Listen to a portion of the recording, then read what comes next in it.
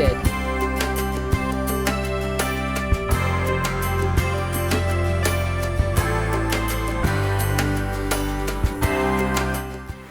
Jenny's leaving. What's going on?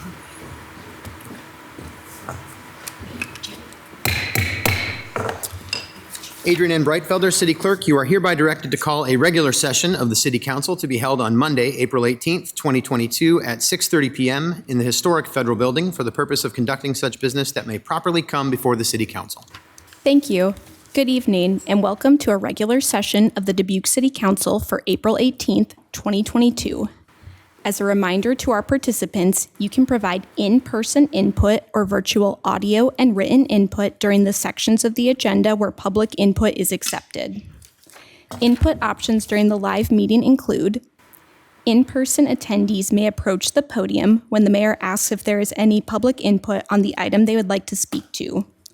Remote attendees can log into GoToMeeting using the login links, phone numbers, and access code that appear on the broadcast and live stream and posted on the front page of the meeting agenda. This option includes audio input and written chat input. If you are participating via computer, indicate which item you would like to speak to in the chat function, or note that you would like to speak during the appropriate section. If you are participating via phone, indicate which item you would like to speak to when phone lines are unmuted. All phone lines will be unmuted during the consent agenda, public hearings, and public input periods, and city staff will determine the speaking order of the participants. All comments, whether in person or virtual, must be accompanied by a name and address. Additionally, written public input is accepted by contacting the City Council directly from the city's webpage at www.cityofdubuque.org/councilcontacts and through the City Clerk's office email at ctyclerk@cityofdubuque.org. This information will be reiterated during the meeting. Attendance for the session is as follows: Mayor Kavanaugh. Here. Council members Farber. Here. Jones. Here. Resnick. Here. Roussel. Here. Sprank. Here. Wethel. City Manager Van Milligan. Here. City Attorney Brumwell. Here. Thank you. Mayor Kavanaugh, I will turn it over to you for the Pledge of Allegiance. All right, thank you, Adrian. I invite everyone who is able to please stand and join us in the Pledge of Allegiance. I pledge allegiance To the flag of the United States of America and to the republic for which it stands, one nation under God, indivisible, with liberty and justice for all. Under presentations, we have the Dubuque Women's Leadership Network Women of Achievement Awards presentation.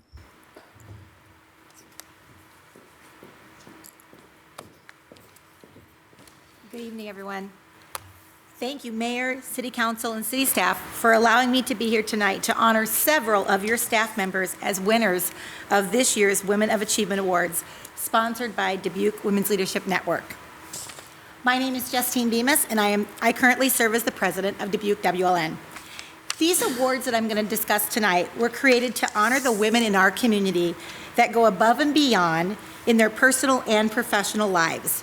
There are 6 categories that nominations are accepted for, and they are achievements in her field, organizational impact, growth and accomplishments in her personal life, service and support of nonprofit work, unsung champion, and up-and-coming leader. All nominations in these 6 categories were reviewed by a panel of 5 judges made up of a mix of men and women from our community. Each nomination was scrubbed with the nominee's name, place of employment, and any references made that might give an indication to who she was were all taken out. And congratulations to the city staff members that received this year's awards. Those individuals include Krenna Brumwell, winner of the Unsung Champion. I thought I'd just take a minute and read some of her nomination. As the city attorney, Krenna Brumwell's duties are no small feat, from providing legal counsel to the city regarding activities of its 26 departments, litigating on behalf of the city, including cases ranging from civil rights actions to zoning matters, ensuring the city's compliance with all applicable regulations, and prosecuting all violations of the city code, including complex nuisance cases, In short, Crenna is the expert relied on for a lot of subject matter areas. While most often working behind the scenes, we entrust the safety of our community and our staff to her. Crenna's status as an unsung champion goes beyond what is required of her job description. Since her appointment to the city attorney in 2016, Crenna's creativity and leadership have not only helped our organization stay out of trouble, but identified opportunities for innovation in service delivery and numerous opportunities for us to protect and advocate for our most vulnerable residents, helping us to integrate the City Council's equity goals into our day-to-day business. In addition, Crenna volunteers for and has played leadership roles as a board member of various organizations, including the Dubuque Board of Directors and nonprofits such as Hillcrest Family Services, Foster Grandparent Advisory Board, Mentor Dubuque, Every Child, Every Promise, Foundation for Dubuque Public Schools, and the Girl Scouts of Eastern Iowa and Northern Illinois. Congratulations, Crenna, on your achievement. Good job.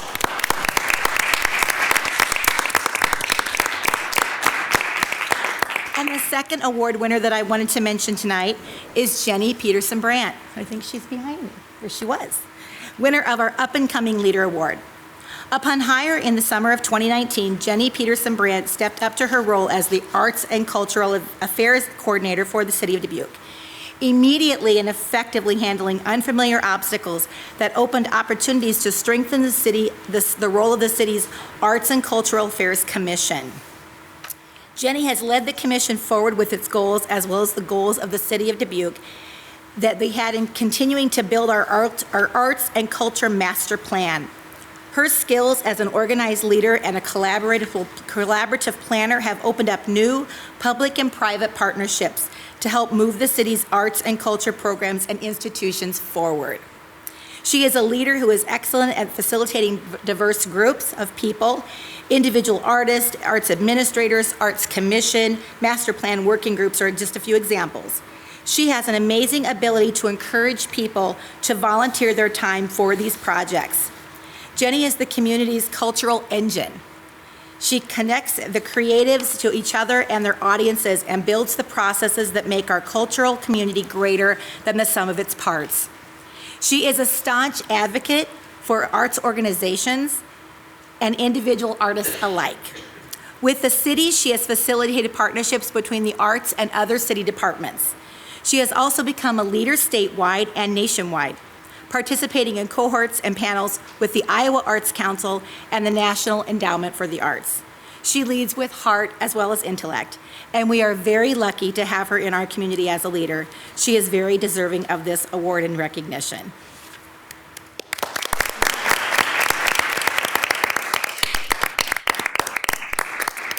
And I would also like to congratulate Councilwoman Susan Farber and city employees Ariel Swift, Gina Hodgson from the City of Dubuque for their nominations as well.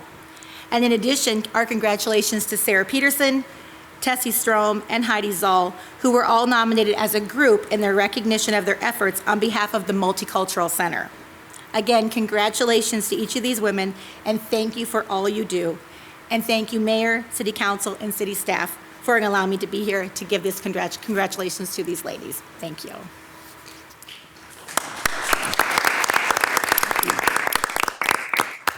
Well, I'll just take a moment here before we move on to the next thing to just say that I'm positive that I'm speaking for my council colleagues when I say congratulations and very well deserved to both of you. I see some blushing and some smiles, but you absolutely deserve this. You do some incredible work in this city, and you should be recognized for it. And everybody who is nominated is in the same boat. You do incredible work here, and I'm very happy to see that we've had this recognition, and it's something that you definitely deserve, and we feel honored to work with you. So thank you. All right. Go ahead, Adrian. Thank you. We'll move on to proclamations. Our first proclamation is Dark Sky Week. Okay, and I believe we have Julia Rodwald and Olivia, is it Dove? Say that again, I'm sorry. Dove like the bird. Okay, Olivia Dove and Julia Rodwald. If you'd like to come up and accept the proclamation, if there's anything you'd like to say beforehand, you can come on up to the podium.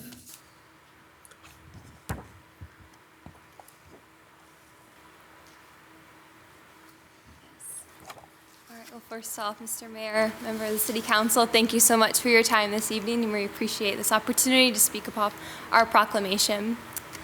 The International Dark Sky Association estimates that 83% of the global population lives under a light-polluted sky.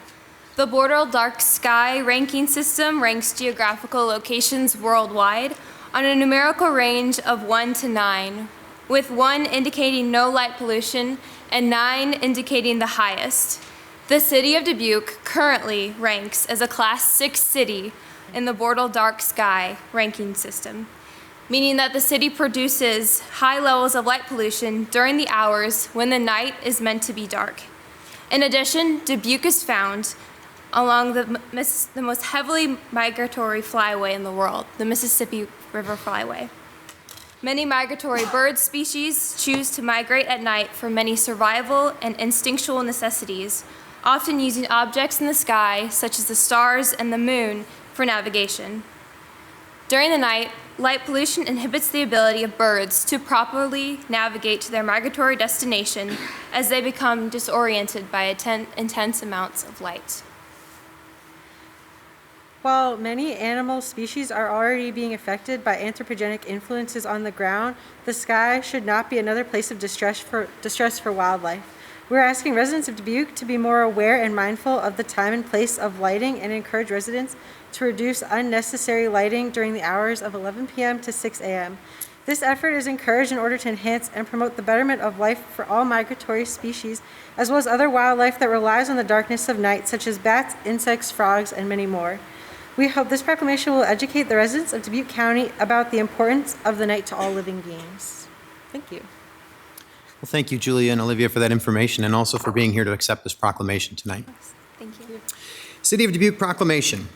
Whereas birds are present in every environment, urban or rural, wetland or prairie, and they are an ever-present reminder that nature is all around us. And whereas twice each year, millions of birds embark on strenuous migrations between wintering and breeding grounds through the Mississippi Flyway that are many thousands of miles apart.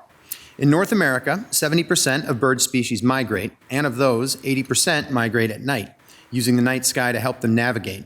And whereas Iowa is home to over 100 bird species here all winter, over 200 bird species that migrate here for spring, nesting, and over 100 bird species that stop over during the spring and fall migration. And whereas most native songbirds live in grassland or forested habitats that are light-free at night, during nocturnal migration, intense artificial lights can cause birds to collide with windows or walls or cause them to circle in confusion, leaving them weak and vulnerable during their arduous journeys. And whereas birds contribute major ecosystem services such as pollination, seed dispersal, nutrient cycling, and pest control.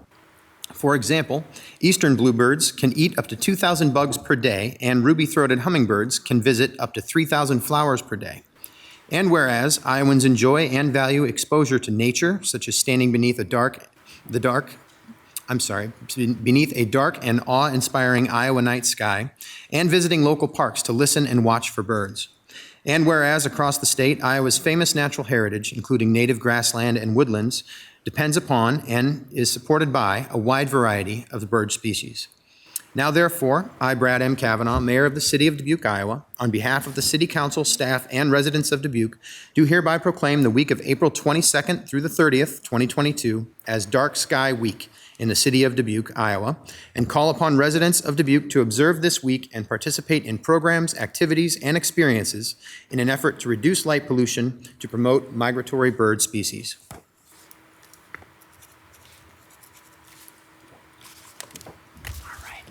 Thank you for being here.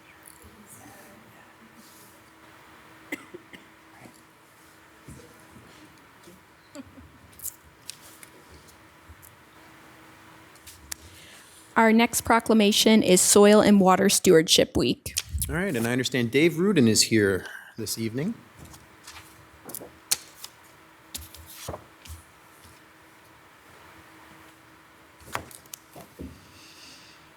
Mayor, City Council, Mr. Milligan. I'm Dave Rudin. I was just thinking about before I came up here, but I've been Soil and Water Commissioner almost since the turn of the century for almost a couple decades. So I just want to express my appreciation on behalf of the other commissioners of the relationship we have with the city. It's been going since the first 2080 we arranged with the stormwater revisions with the county.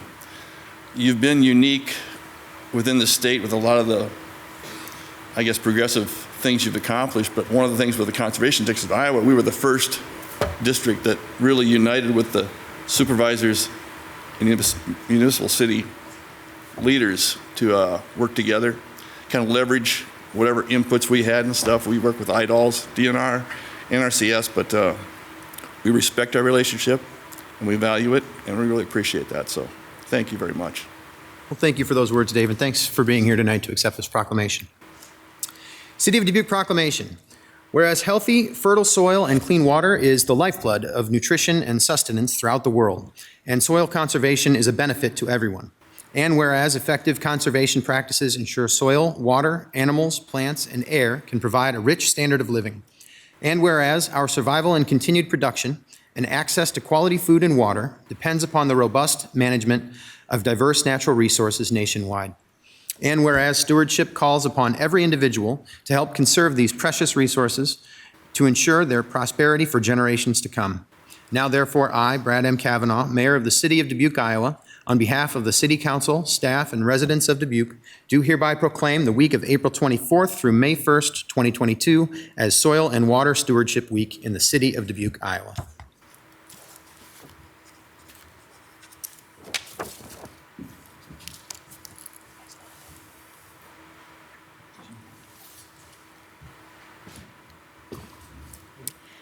Our third proclamation is Days of Caring.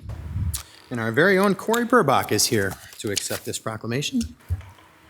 Good evening, Mayor and City Council. I'm standing on this side of the podium tonight as a board member for Dubuque Community Days of Caring. Days of Caring started, I think, back in about 2008, and it has become the signature project for many businesses in the community to send out teams to serve in nonprofits and to use it as a team building experience. For our nonprofits to kind of do our spring cleanup, and for almost 1,000 volunteers to come together in Dubuque over 2 days to serve the community.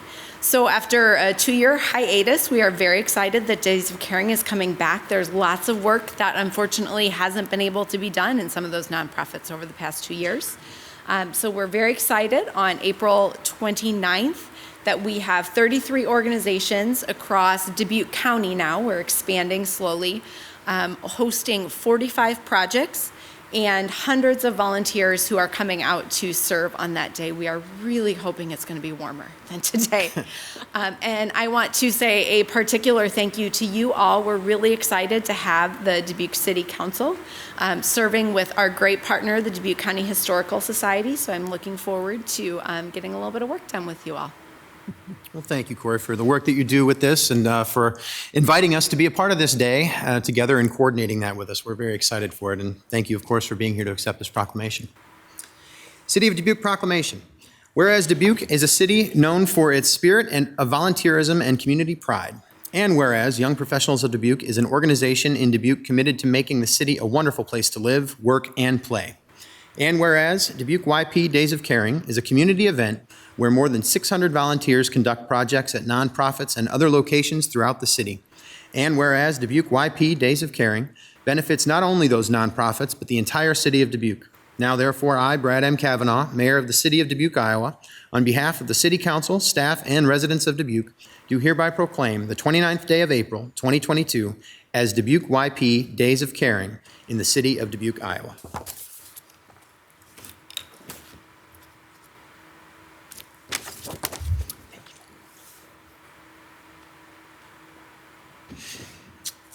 Okay, Adrian. We will move on to consent items. At this time, anyone participating in the meeting in person who would like to discuss one of the consent items, please approach the podium when the mayor asks if there is any in-person input and state your name and address. For all remote attendees, please enter your name and address in the chat function or state your name and address over the phone when the mayor asks if there is any virtual input. If more than one participant would like to speak, Then city staff will determine the speaking order of the participants. Please state the item you would like removed from the consent agenda for separate discussion and consideration. And consent items can be found on pages 2 through 5 of the agenda. All right, thank you, Adrian. Do we have anyone here from the public who would like to remove any of the consent items for separate discussion? Do we have anyone virtually? No virtual comments. Okay. And no emails received. All right, I'll bring it back to the table then. Mr. Mayor, Mr. Resnick. I move to receive and file the documents, adopt the resolutions, and deal with the consent items as recommended. Second by Farber. We have a motion by Resnick, a second by Ms. Farber. Adrian, would you call the roll, please? Sprank. Aye. Roussel. Aye. Jones. Aye. Wethel. Aye. Kavanaugh. Resnick. Aye. Farber. Aye. Motion passes 7-0. We will move on to items set for public hearing, and we have 4. First is B Branch Stormwater Pumping Station Project, Phase 5 of the B Branch Watershed Flood Mitigation Project. Second is Mystique Ice Center Rink Concrete Subfloor Project, initiate public improvement bidding process. Third is proceedings to set public hearing on the issuance of not to receive $1,950,000 sanitary sewer revenue capital loan notes, State of Iowa Water Quality Financing Program. And fourth is fiscal year 2022 second budget amendment, all for May 2nd, 2022. Mr. Mayor, Oh, I move to receive and file, adopt the resolutions, and set the public hearings for May 2nd. Second by Sprank.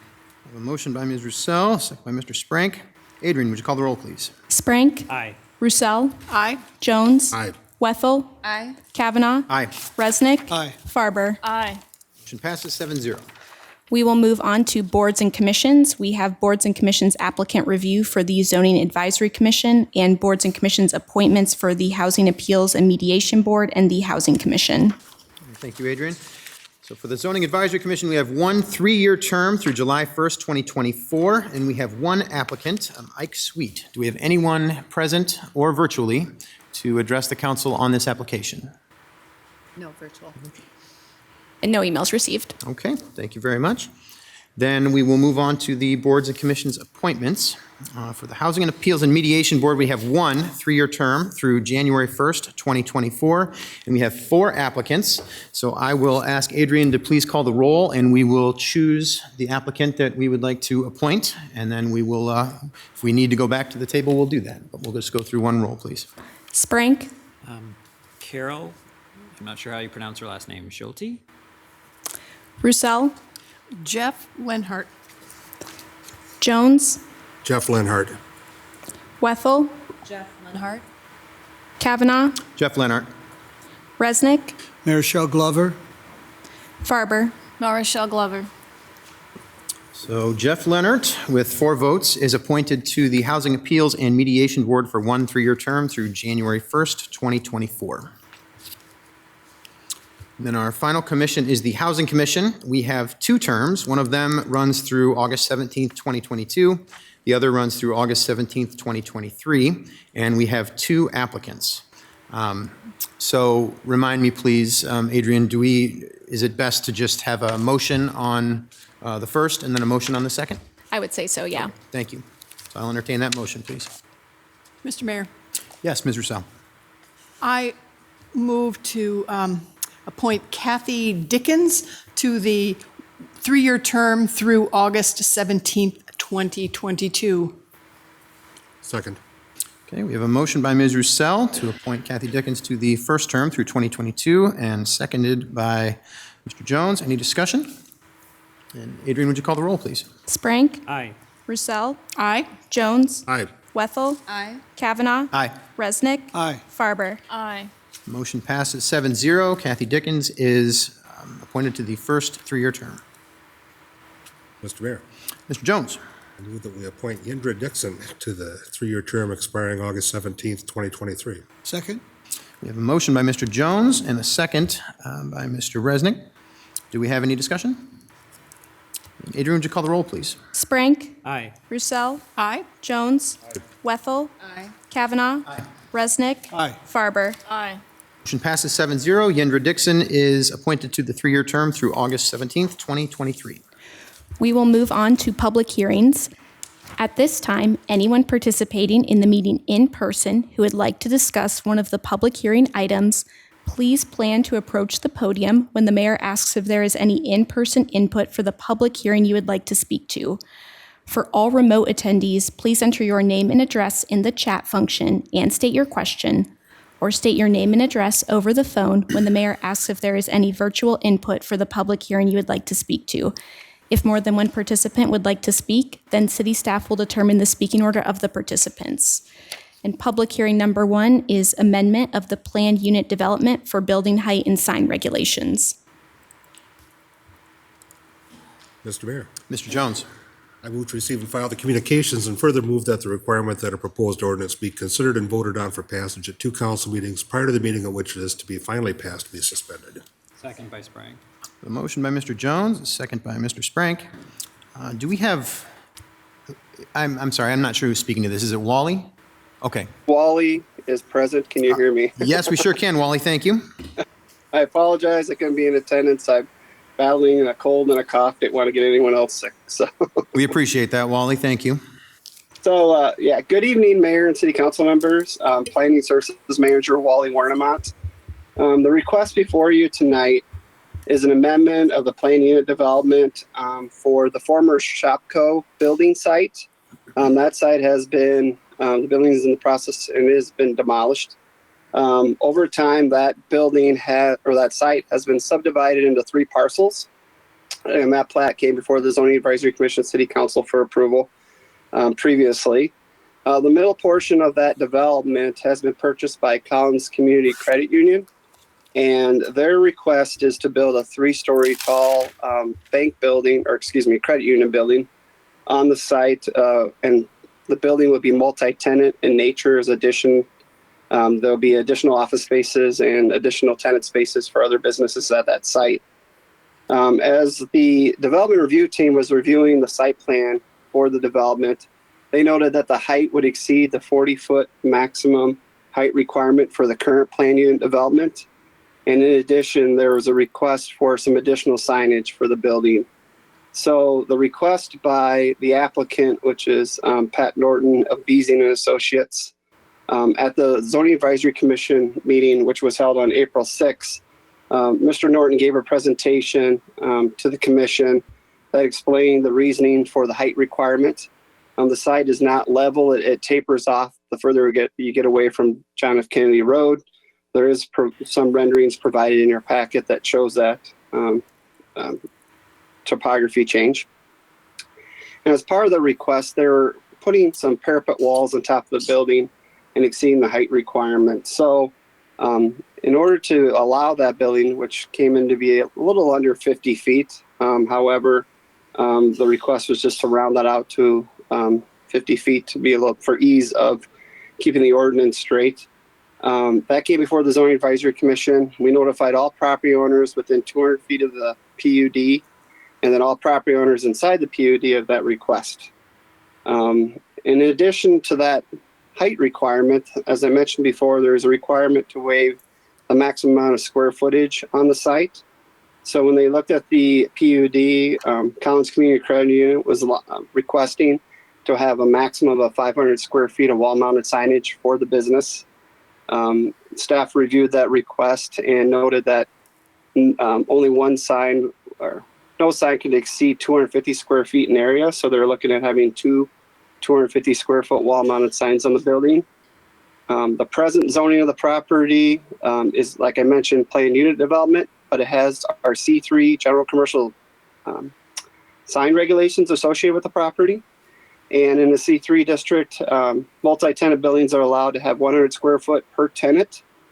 And in this case, Collins Community Credit Union is looking at being the primary tenant of the building and is looking at maximizing all the signage that would be allowed for that property. There will be a freestanding sign located out on JFK that will meet current sign requirements, where additional tenants will be allowed to advertise on that freestanding sign. In addition to, there could be some interior signage on windows that does not count towards the sign requirement. The building would be allowed a directory sign at the entrance to note people to different suite spaces inside the building. That would be permitted. However, since Collins Community Credit Unit was looking at taking all the signage, staff made the determination to allow up to two. We didn't limit the number of signage because in the future, if Collins Community Credit Union wanted to move out of the building, or if they had a tenant that would request additional wall-mounted signage, it would be up to the property owner. In this case, Collins Community Credit Union could reduce some of their signage in order to allow some wall-mounted signage for those other tenants, instead of having to go before the zoning board of adjustment for variance. Included in your packet are a couple maps. The first exhibit just helps identify the boundaries of the planned unit development, and the second map is broken down for sign requirements of Zone A and Zone B. It's noted in the ordinance that Zone B would allow the additional wall-mounted signage only. The property in Zone A would still follow the C3 general commercial sign regulations, and that the 50-foot maximum height requirement would actually be allowed to the entire PUD. So if someone wanted to build a 50-foot tall building on the adjoining parcel, they would be permitted to do so as well. As I mentioned, it went to the Zoning Advisory Commission, and by a vote of 5-0, Commission recommends the City Council approve the request. A simple majority vote is needed for City Council to approve the request. I believe Matt Mulligan, the chairperson, may be present in the audience if you have any questions of the Zoning Advisory Commission. Otherwise, that's all I have, unless you have any questions for me. Okay, thank you very much, Wally.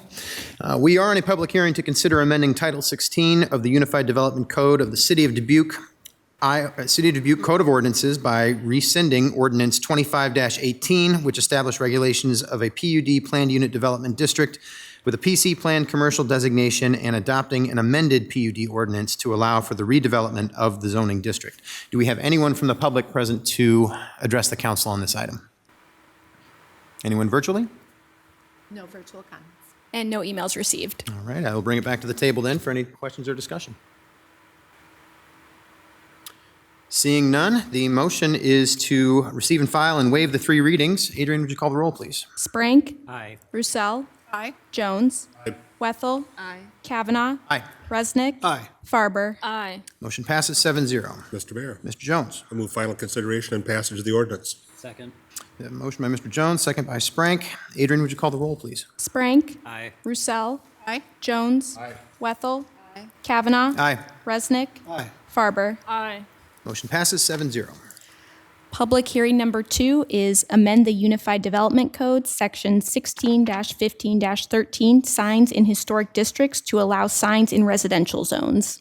Mr. Mayor, So, I move to receive and file, and further move that the requirement that a proposed ordinance be considered and voted on for passage at 2 council meetings prior to the meeting at which it is to be finally passed be suspended. Second. the motion by Ms. Roussel, second by Mr. Jones. Wally, please. Yes, good evening, Mayor and City Council, Planning Services Manager Wally Wernemont. This is a text amendment that has been submitted by the City of Dubuque. We're requesting to amend the Unified Development Code primarily for historic signage located in residential zones. We did receive a request from an apartment complex building located in the corner of West 7th Street and Main Street. And during that request, reviewing the sign requirements, it was noted that they'd only be allowed a 2-square-foot sign to identify the entire complex in a historic district. So if that property was not located in a historic district, they would be allowed up to 32 square feet as an identification sign for that development. However, in historic districts, we do limit the square footage and the size of those signs to keep in with the historic character of the area, the structure, and the neighborhood. So staff has identified that there was an error when the Unified Development Code was updated in 2009, and we're finding out about it now because we never had a sign request for a multi-tenant residential building come before us. So we're requesting that the Unified Development Code be amended to allow some signage, 8 square feet for identification for those buildings. That is in compatibility with also the OR, Office Residential Zoning, sign requirements in a historic district.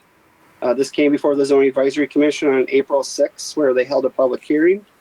At that meeting, we did not receive any opposition or public comment with regards to the proposed sign ordinance change. So by a vote of 6-0, the Zoning Advisory Commission recommends that the City Council approve the text amendment as requested, and a simple majority vote is needed for the City Council to approve the request. That's all I have, and I believe Chairperson Mulligan is present to answer any questions that may have the Commission. Otherwise, I'll be able to answer any questions that you may have. Thanks. All right, thank you, Wally.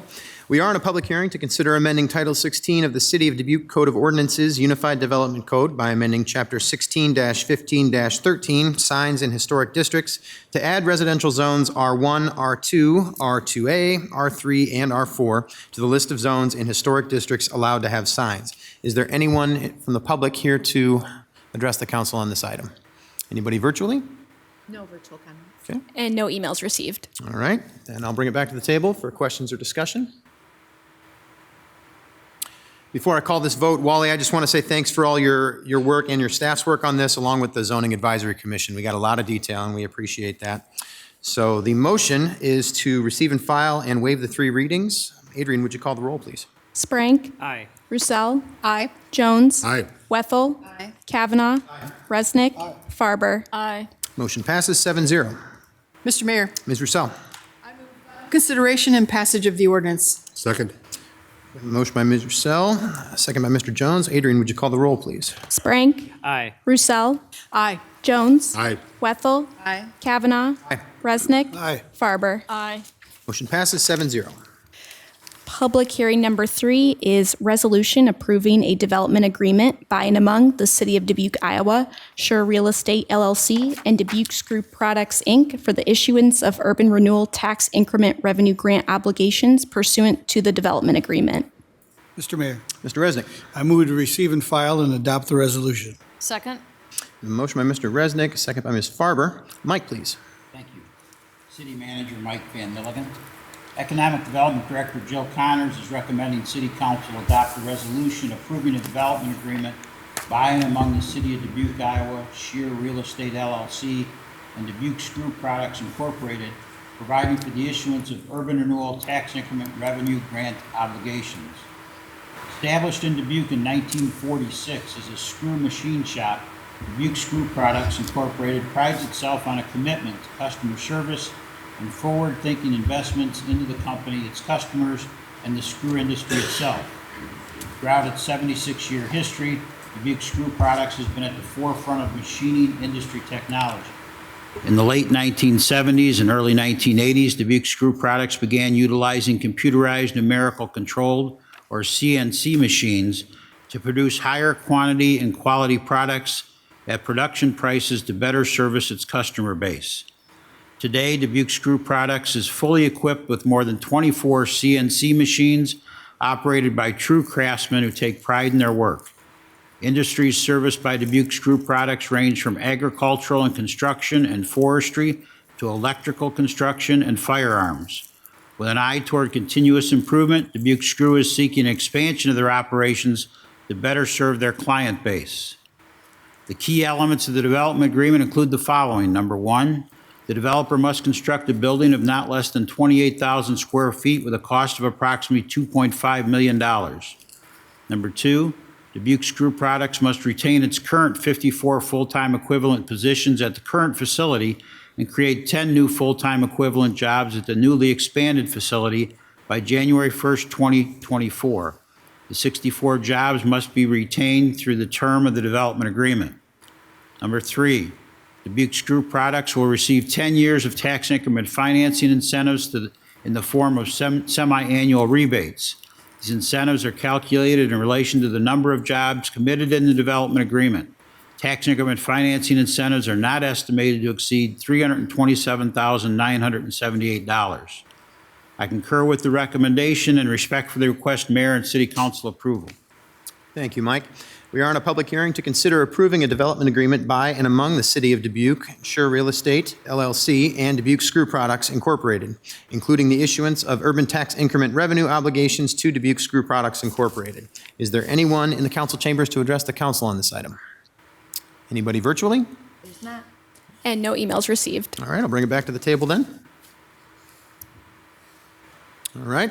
Well, I would like to thank Dubuque Screw Products for their devotion to the city of Dubuque and for everybody for working on this development agreement. So thank you. The motion is to receive and file and adopt the resolution. Adrian, would you call the roll, please? Sprank. Aye. Roussel. Aye. Jones. Aye. Wethel. Aye. Kavanaugh. Aye. Resnick. Aye. Farber. Aye. This is 7-0. Public hearing number 4 is hold public hearing for Radford Road amended urban revitalized area plan. And I just want to note that there is an update to the suggested disposition of this item. City staff has recommended that the suggested disposition be to receive and file and hold the public hearing, but are not recommending adoption of the resolution tonight. Mr. Mayor, Yeah, Mike.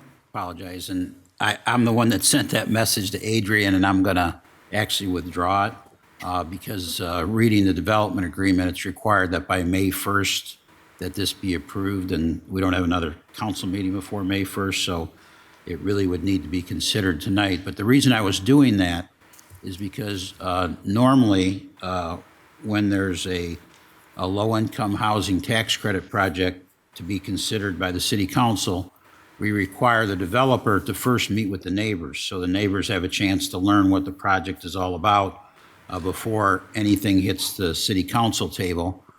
In this case, the developer apparently successfully made the case that they didn't feel like they had enough time by the time they had actually acquired the property and to meet the deadlines that the state of Iowa has for the low-income housing tax credit application.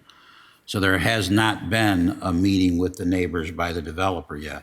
So this is highly unusual that this would be on your agenda either tonight or 2 weeks ago.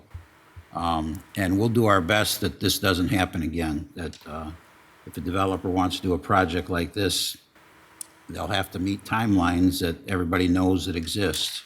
But for tonight, it looks like we're in the position of having this public hearing, and it is a public hearing, so maybe there'll be some neighbors here to speak about the project. But if they are, I also apologize to those neighbors that the developer did not hold a meeting with them in advance. Okay. So just to clarify before I ask for a motion here, you are suggesting that the suggested disposition be to receive and file and adopt the resolution? Yes, the same as the original recommended, and so. All right. Thank you, Mike. Apologize to you, Adrian, that I kind of changing this in midstream here. Before we have a motion, then, should we, What it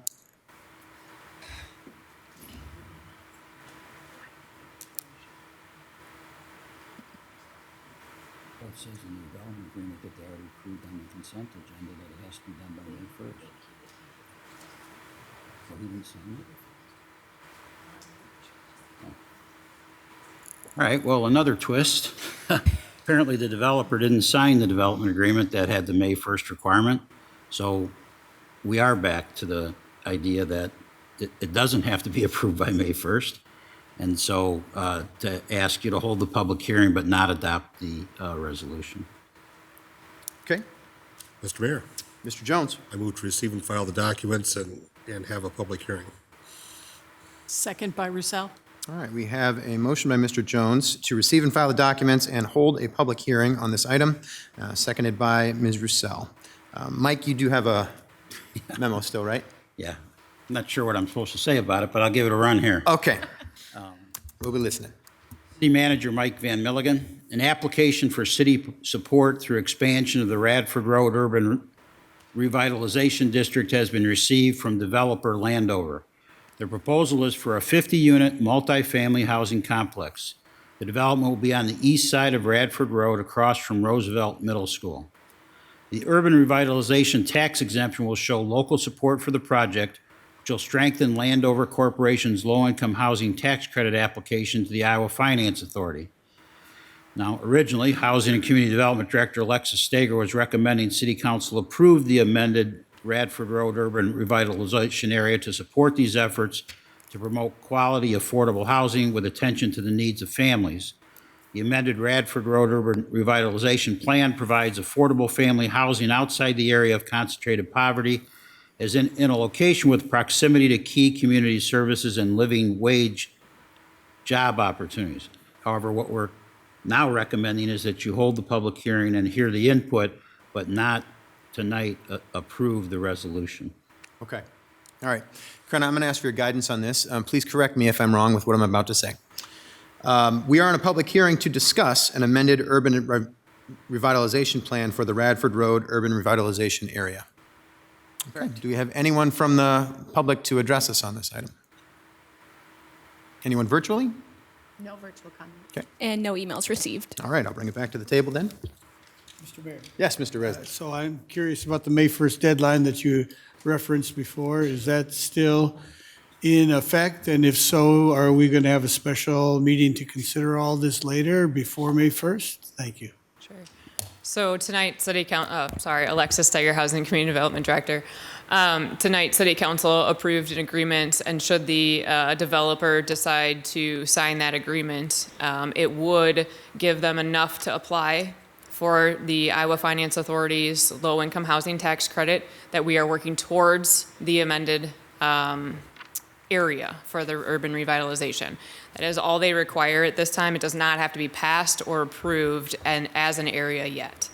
So we are still able to, if the developer wants to go forward and has held their community meeting and has done all of those things, then we can come back to the City Council and approve it at your normally scheduled meeting for your next May meeting. I see. Thank you. And sometimes things move quickly, and we have to be nimble. And so I appreciate your coming and everything going into this project. Thank you. Thank you, Mr. Mayor. Thank you. Question. Yes, Ms. Russell. My question, Alexis, did you say that the community meeting would be part of that quick process that would be coming up? 'Cause I think that's really important. Yes, and this is a developer we've worked with in the past and has held these community meetings because it did happen so quickly that they finally got the land contract underway. They weren't able to get the list of people they needed to send it from us and get it back out to have an effective community meeting. Because we want to make sure it's posted, they have time to respond and get there. So yes, that will be part of it. They'll have to hold the community meeting before we would bring it back to City Council to approve the area. Thank you. Any other questions? Well, thank you. I know that's unusual for your process as well, so we appreciate the explanation for everything. So our motion here is to receive and file and hold a public hearing. Adrian, would you call the roll, please? Sprank. Aye. Roussel. Aye. Jones. Wethel. Kavanaugh. Aye. Resnick. Farber. Aye. Motion passes 7-0. Public hearing number 5 is Stoneman Road Reconstruction Project. Mr. Mayor, Ms. Russell. I move to receive and file and adopt the resolution. Second by Farber. Motion by Ms. Russell. Ms. Russell, I just want to clarify, there are 3 separate resolutions here.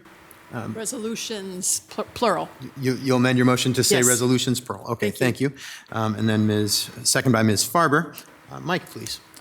Thank you. City Manager Mike Van Milligan. City Engineer Gus Ahoyas is recommending City Council adopt a resolution approving the plans, specifications, form of contract, and estimated cost in the amount of $1,126,387.20, and to adopt the resolution of necessity and the preliminary schedule of assessments for the Stoneman Road Reconstruction Project. I concur with the recommendation and respectfully request Mayor and City Council approval. Thank you, Mike. We are in a public hearing to consider approval of plan specifications, form of contract, and estimated cost, along with the plat, schedule of assessments, and estimate of total cost, and the adoption of a resolution of necessity for the Stoneman Road Reconstruction Project. Do we have any public input on this item? Anyone virtually? There's not. Okay. No emails received. All right. I'll bring it back to the table for discussion.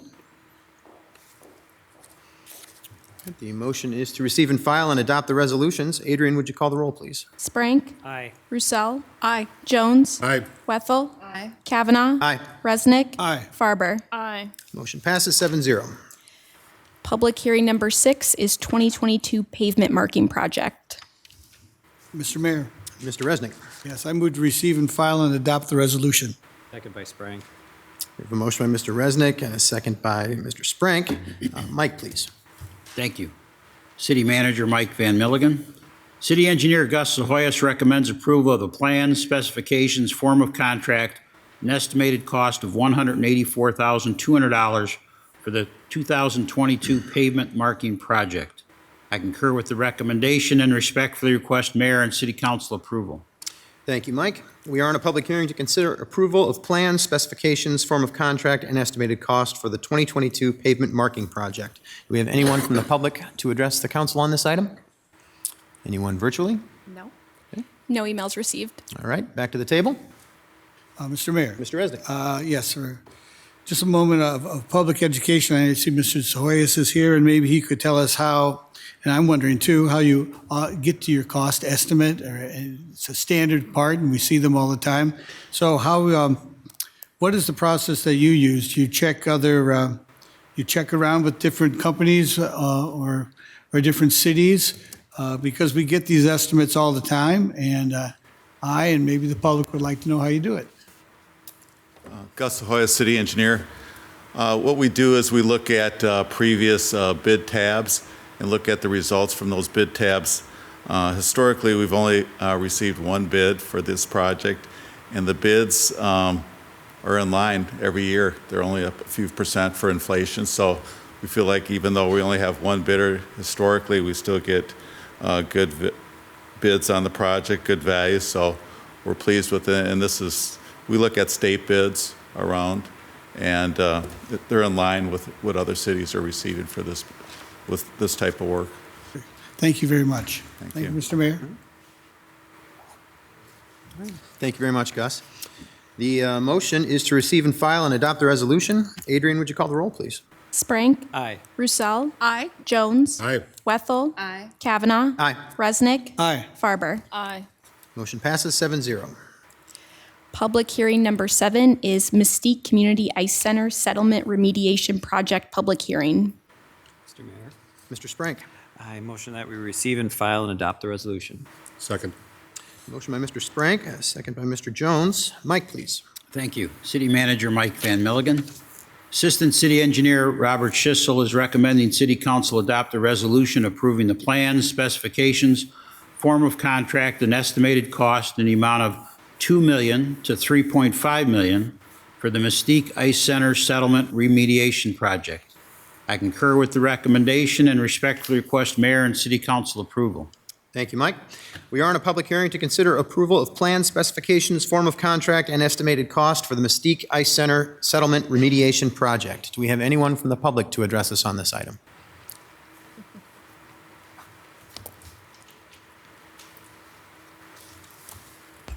Mr. Mayor, City Council, my name is Robin Kennecker from 2020 Elm Street, Dubuque, Iowa here. I want to say yes, I want to approve this. I want to get the Mystique Ice Casino, the ice arena fixed. I did read part of the memo here from staff meeting that talked about the soil report indicated substantial depths of loose fill sand and miscellaneous landfill materials discovered by the subsurface borings. The ice arena building structure was constructed on a deep foundation system. However, the lower level main floor was constructed as an unsupported slab on grade. I understand that because I went back to the actual year when they talked about the construction of the ice arena. The building cost $1.7 million, the deep foundation $175,000, the cast in place concrete slabs, foundations, walls, etc. $230,000. $3.4 million is what it costs to build the ice arena. And I agree with that. But I also got looking back in the territorials of the Encyclopedia Dubuque, and I already know this answer, but many people don't know that there was a landfill on that property. Debris on the landfill will sink. When it degrades, it sinks down, compacts down, the stuff above it falls down, and you have concrete that's heavy, pushes down, and also falls apart. My question is, they built this beautiful ice arena. Why didn't they do the subgrading properly on the slab and make it actually a foundational slab to support all that weight? It kind of bewilders me. So I'll let you ponder those ideals. But the thing I ask for the future is that when anything's built on Chaplain Smith Island, which was formerly known as the Ham Island, and the City Island, it could go so forth, so on, so on. The point is, build the entire structure, inside, outside, foundationally safe. so we don't have to come back and fix it again. I thank you kindly all. It's nice to see you all again, and have a great evening. Thank you very much, Robin, for your comments. We appreciate it. Any others? Anyone virtually? There's not. And no emails received. All right, I will bring it back to the table then, please, for discussion. Well, Mr. Mayor, Mr. Jones. I appreciate Robin's comments, but we didn't build it. We inherited this. Other people built it, and it's ours to fix now. So I'm going to certainly support making the repairs. Okay. Thank you, Mr. Jones. Mr. Mayor? Yeah, And Ms. I Farber. believe from our previous conversation that we had, where we had many inputs by supporters from the families that have children that actually participate in the ICE and the foundation, et cetera, that Bob was able to give us feedback as to how that new foundation would be established and the scanning and the development of that infrastructure. So I feel very confident that this will be stable for many years to come. So thank you, and I will support this. Thank you. Mr. Mayor. Yeah, Ms. Weffel. As someone who is new to the council, and I wanted to make sure that I was well informed about the history of this, and by asking questions, I was concerned that we had ensured any option possible for pursuing litigation against what Robin spoke of, which is the initial building. And I was informed there's no one to place litigation against. And so I just want everyone to know that those things have been explored and pursued, and there is not an avenue for it, because that was one of my questions. Thank you, Ms. Weffel. Mr. Mayor. Mr. Resnick. Yes, thank you. I had just asked a question, Mrs. Zahoyas, the process question of how he makes the estimate. And so I'd like to ask the same question on this one. Mr. Zahoyas said that it's pretty much on the button, and he has a pretty easy task, I suppose, compared to this. But this estimate is between $2 million and almost twice as much, $3.5 million. And is that as close as we can get, or what are some of the variables here? Thank you. Good evening, Bob Shizzle, the Assistant City Engineer. This is an extremely unique project. We really don't have any historical projects that we can go back and look at historical costs and do estimates. So what we have done over the last year, we've had specialized geotechnical, geostabilization contractors from out of the state, from Denver, from Indiana, reached out to them. They actually came to the facility, and we walked around. We showed them the issues that we were having, and because the geotechnical work is so highly specialized and proprietary with the means and methods that the contractors use, we asked them to provide us kind of planning level proposals on what they thought they could do to remediate the settlement and provide a deep foundation, to get down to something that's solid below the poor soils, below the landfill material. So 3 contractors graciously enough provided us back input with planning level proposals. And those proposals range between $2 million to $3.5 million. But at that time, we were just evaluating options. We didn't have our plans put together yet, our performance specifications on the repair that we want to see done. So now that we have that information, we've submitted it to a lot of these specialty geotechnical contractors, and now they will give us bid proposals back.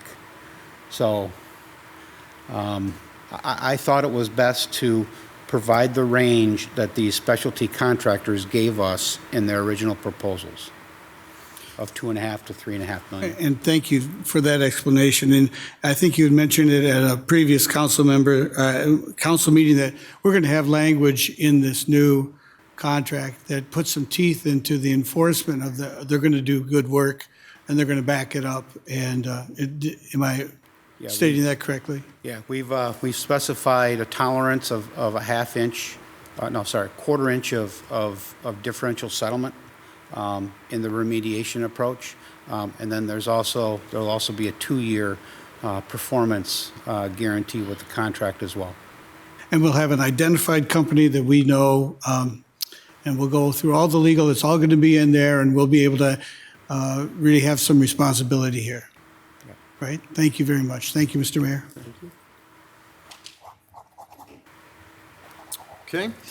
There's no further questions or discussion. I do want to point something out really quickly. I appreciate that we're having more discussion about this tonight. I think that's great. These are some big numbers that we're looking at in this particular item and the next public hearing item.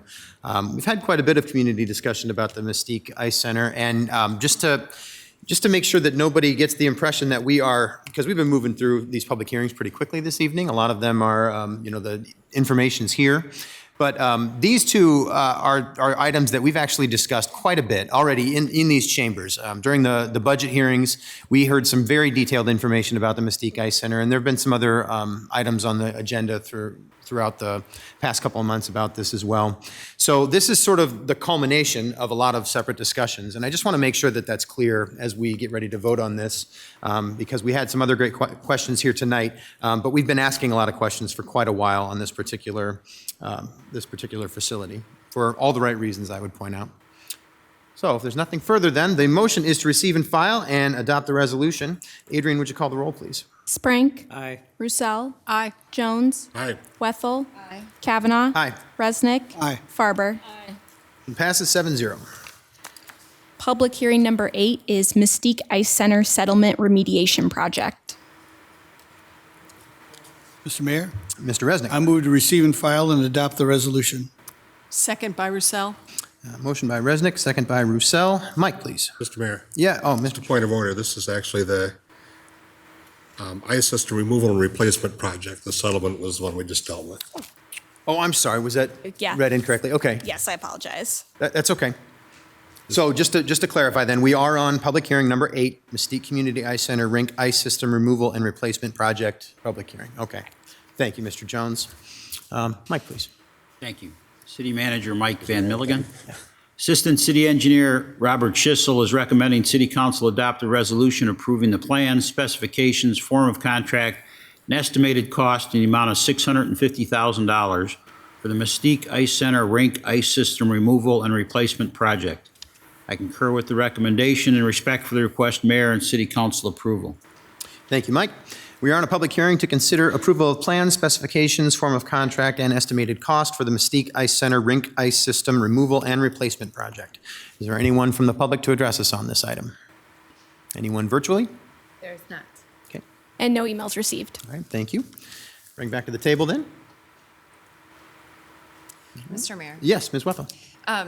I believe this was covered during the budget and previous discussions to when I was on council, but the timeline in which this replacement would need to be done again, I guess my interest is to express to the community how will we need to do this again anytime soon to remove and replace? So I might direct that question to Mr. Schiss. We can maybe clarify the question if you need it. Yeah, sure. How long is the life of what we're replacing? When will we potentially need to replace it again?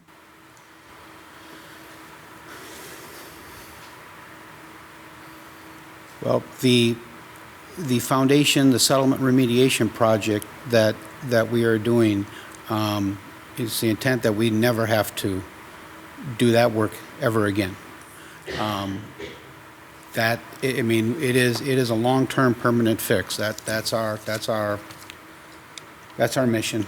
So I don't know if that answered your question. I don't mean to put you on the spot. I just wanted everyone to know that this isn't anything we'll have to redo in 5 years. I just wanted to make sure you weren't referring to like the building or just Oh, other no. things in the facility, but. Just the ice-making equipment and removal process. Mr. Mayor? Mr. Jones? I think I can Actually, help Ms. with- Wethel, was that the end of your question? Okay, yeah. I think Mr. I can Jones. help with this a lot. This isn't a replacement because there's anything wrong with it. It has to be removed so the other work can be done and then put it back. And it might wear out in 25 years, but I don't know, the Five Flags ice system lasted how long? Yeah, it's a, Long time. yeah. That's a good question. I've never asked the question, how long do ice systems usually last? So, but Thank you. I can definitely ask and get back to you. As long as we're not going to do this again in 2 years, right? Oh, I mean, that's the goal. Absolutely not. Absolutely not. Mr. Mayor? Yes, Mr. Resnick. Yes, thank you very much. So the entire project is listed at $4.6 million, and this is $650,000. And I don't know if I caught all of Mr. Jones's answer, but this remove and replace of the rink itself, so we're going to temporarily remove it. Is that what is the process here of, are we replacing it with something new? And I didn't see any separation between how much it is to remove and then what the replacement equipment is. It's the same company planning to do both, that type of process question. Thank you. So the very first step or process in the overall settlement remediation project is to come in and remove the existing ice system. Okay, so that means remove the ice, remove all the cooling tubes, all the mechanical systems that are under the ice that nobody knows are there. Remove all that mechanical, all the tubing, the insulation. There's also heating coils under there. That material just will not be able to be salvaged. It's just not possible. So we will demo, remove all of that material. And the existing ice system today, as a cost-saving measure, when they developed the facility, it was poured. The ice system is right on the ground. So what we're going to do, we'll completely remove the system. We'll come in and we'll put a deep foundation system under the ice to support it. Then we will pour a refrigerated concrete floor, similar to Five Flags. Okay, and that whole system will be supported on the deep foundation system that we install. There'll be different contractors that do that work. The foundation contractor will be, one of these specialty geotechnical contractors. But the ice system removal and replacement will be the same contractor. So they'll come in, remove the ice system, demo everything. They will leave. Then we'll have a foundation contractor come in, do all their foundation settlement remediation, and then the ice rink system contractor will come back in and install the new ice system. I see. Thank you very much for that. Thank you, Mr. Mayor. All right. Thank you, Bob, for all that information. So the motion here on the table is to receive and file and adopt the resolution. Adrian, would you call the roll, please? Sprague. Aye. Roussel. Aye. Jones. Wethel. Kavanaugh. Aye. Resnick. Farber. Aye. Motion passes 7-0. Public hearing number 9 is Northwest Arterial State of Good Repair Project, U.S. Highway 20 to John F. Kennedy Road. Mr. Mayor, Mr. Resnick. I move to receive and file and adopt the resolution. Second. I have a motion by Mr. Resnick, second by Mr. Jones. Mike, please. Thank you. City Manager Mike Van Milligan. Assistant City Engineer Robert Schissel is recommending City Council adopt a resolution approving the plans, specifications, form of contract, and estimated cost in the amount of $8,852,000 for the Northwest Arterial State of Good Repair Project from U.S. Highway 20 to John F. Kennedy Road. I concur with the recommendation and respectfully request Mayor and City Council approval. Thank you, Mike. We are in a public hearing to consider approval of plan specifications, form of contract, and estimated cost for the Northwest Arterial State of Good Repair Project from US 20 to John F. Kennedy Road. Do we have anyone from the public here to address us on this item? Anyone virtually? No. And no emails received. All right, back to the table then. Mr. Mayor. Mr. Resnick. Yes, could you ask one of our fine staff here to talk about the timeline for this, a big, huge project, when it's going to occur, and what is the results of this project going to be? Thank you. Might need to get you a chair closer to the podium there, Bob. Again, good evening. Bob Schissel, the Assistant City Engineer. Project schedule. The project actually bids tomorrow. through the Iowa DOT and Ames. We would anticipate that once we go through all the state contracts and all the administrative paperwork that we have to go through, we anticipate that that'll probably be maybe a late May, very early June start. And when we start the project, we will be starting with the reconstruction of the Pennsylvania intersection and the Asbury Road intersection. They will not be done at the same time. The Pennsylvania Avenue will be first, then we will complete Asbury second, and those two intersections need to be completed by the time school starts, August 23rd or something like that. And then they will work this construction season up until November 15th. And they'll get as much done as they can before November 15th. They will not be able to get it all done, though. So then they will go into a winter work suspension mode, and then they will start work again next April, and they will be completed by next August of 23. Great. Thank you very much. And sometimes huge projects have a huge disruption to businesses. Do you anticipate many disruptions to the businesses in the surrounding area, and have they been notified at all?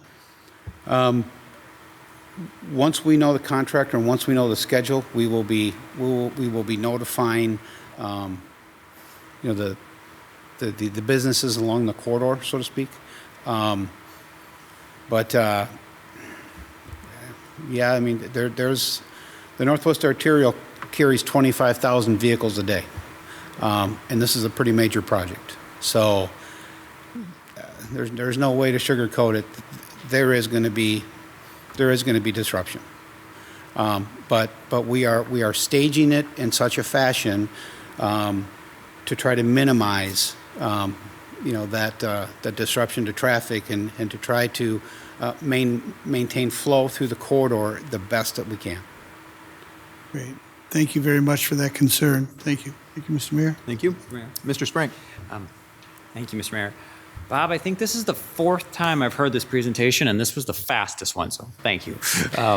I've heard it between two different neighborhood associations and a meeting with a bunch of businesses on Central. I mean, this is a huge project that this is going to disrupt our lives, and there's no way to get around it. The Northwest Arterial needs this work, so thank you for being here. I'm sure you'll be giving us some updates as it goes along, so thank you. Thank you. Ms. Russell. This question is for Mr. Van Milligan. Wondered if you could talk a little bit about the funding that came to us from the Iowa DOT to help with this project, that the city isn't paying the entire bill. Is that correct? You're right. As a matter of fact, we're paying very little of the bill, but I am going to ask Bob to cover that, if you would, the funding streams. Yep, I'd be happy to. So as part of the transfer of jurisdiction associated with the Southwest Arterial and the city taking over the Northwest Arterial, Central Avenue and White Street, they're required to bring the roadways up to a state of good repair. They just can't give us, the city or any municipality, any county, a road that's in very poor shape. So the state's required to give us those roadways when they transfer their jurisdiction, again, to a state of good repair. So we were able to work with the DOT and negotiate what we thought was fair and reasonable. And so the state of Iowa paid the city of Dubuque $5.672 million for the state of good repair work along the Northwest Arterial from US 20 to JFK. So we are utilizing that money. We are also adding in some of our STBG swap funding because when we were in negotiations with them, again, their role is to bring the road up to a state of good repair, not give us a brand new road, okay? So, but when we looked at it and we're like, boy, Asbury, Pennsylvania, there's really some areas that, they've reached their useful life. There's no more Band-Aids that we can, put on those areas. So they just need to be totally reconstructed. But again, that's kind of above and beyond what the DOT is responsible to do. So we kind of stepped up and said, you know what, we want to kick in the additional money that's going to take to reconstruct some of these segments, above and beyond the state of good repair work that the DOT is paying for. Thank you. That's very helpful. I'm sorry to interrupt, but just a little more clarification on that. So when Bob says "we," it's not the city "we." It's DMATS, we, and the city is part of DMATS. My recollection is the only city money in this project, this $8.8 million project, is $75,000. Direct city expenditure? Correct. Yeah. And the other thing is that this whole project ended up leveraging the grant that the county got to rebuild John Deere Road through that federal build grant that they got to accommodate the needs that John Deere had. And I don't remember how big that project is, but this was part of the match to leverage that grant, wasn't it? Yeah, so I think it was like $5.6 million that the Dubuque County received in the federal build grant, which as Mike mentioned, the Northwest Arterial was kind of leveraged in that grant application because it's really a critical freight corridor from John Deere Road, Northwest Arterial to get to Highway 20. So, we kind of leveraged that, and we were the county was successful in getting that build grant, and our project is part of it. So that's why we're bidding both projects together tomorrow through the Iowa DOT and Ames. Excellent. Thank you. Any other questions? Okay. Thank you very much, Bob, for that great information. So the motion here is to receive and file, adopt the resolution. Adrian, would you call the roll, please? Sprague. Aye. Roussel. Aye. Jones. Aye. Wethel. Aye. Kavanaugh. Resnick. Aye. Farber. Aye. Motion passes 7-0. Public hearing number 10 is proceedings for the public hearing on the issuance of not to exceed $1,990,000 general obligation bonds, $700,000 general obligation bonds, $700,000 general obligation bonds, $975,000 general obligation urban renewal bonds, and $5,800,000 general obligation urban renewal bonds, Series 2022 AB. Mr. Mayor, Ms. Roussel. I move to receive and file and adopt the 5 resolutions. Second by Farber. Thank you.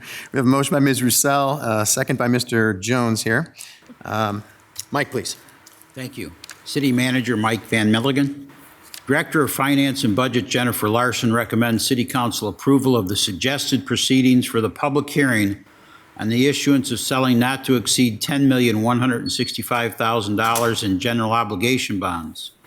$8,951,000 of the proceeds is intended for projects in the city budget previously approved by the City Council, which include a fire ladder truck replacement, fire ambulance addition, river dock expansion, finance enterprise resource system, Five Flags Arena roof air conditioning unit replacement, downtown parking ramp property acquisition of Weber property in Dubuque Industrial Center.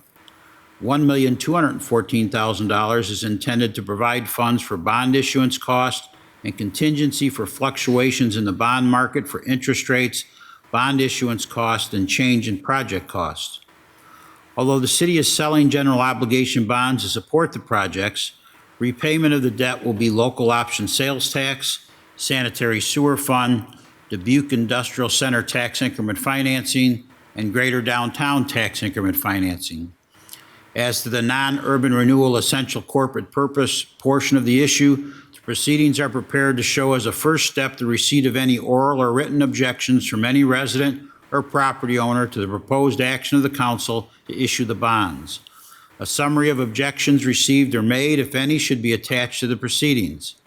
After all objections have been received and considered, if the City Council decides not to abandon the proposal to issue the bonds, a form of resolution follows that should be introduced and adopted entitled Resolution Instituting Proceedings to Take Additional Action for the Issuance of Not to Exceed $1,990,000 in general obligation bonds. As to the general corporate purpose and urban renewal essential corporate purpose portions of the issue, the proceedings have been prepared on the basis that no petition will be filed asking that the question of issuing the bonds be submitted to the qualified electors of the city. The proceedings refer to the fact that the hearing was held and that no petition had been filed. The mayor will then declare the hearing on the issuance of the bonds to be closed. Immediately following each hearing, a resolution is to be introduced and adopted, taking additional action for the issuance. If a valid petition is filed, however, bond counsel should be notified as soon as possible, and the proceedings will need to be revised to cover the action taken by City Council in either abandoning the proposal to issue the bonds or directing the county commissioner to call a special election upon the question of issuing the bonds. The Code of Iowa provides that any resident or property owner of the city may appeal the decision to take additional action to issue the bonds to the District Court of a county which any part of the city is located within 15 days after such additional action is taken, but that the additional action is final and conclusive unless the court finds that the council exceeded its authority. In the event an appeal is filed by any resident or property owner, bond counsel must be notified as soon as possible. I concur with the recommendation and respectfully request mayor and city council approval. Thank you, Mike. We are in a public hearing to consider city council approval of suggested proceedings for the public hearing on the issuance of selling not to exceed $10,165,000 in general obligation bonds, and the city manager is recommending approval. We have anyone in the chambers from the public to address us on this item? Anyone virtually? Emails received. All right, then I'll bring it back to the table, please, for discussion. Mr. Mayor. Yes, Mr. Resnick. Yes, thank you. So if we could talk about debt a little bit and the different kinds of debt. First of all, this is substantial debt, maybe not over, not a ton compared to what we usually do, but could you talk about, even with this debt issued, we are still following the debt reduction plan, correct? Yes, and actually, if I were to take you to action item number 7 on tonight's city council agenda, that's the 4-page summary of the council actions taken during the budgeting process this year that ended in March, takes effect July 1st. And it on that, which is going to be mailed, by the way, to every house and business in our community, it shows the fact that on the very last page, that the city is honoring the directive of the city council, which was adopted back in fiscal year 2015, where the council adopted a debt reduction strategy, and that strategy consists of the recognition that there does need to be some debt issued each year, but the goal is to issue less debt each year than is retired.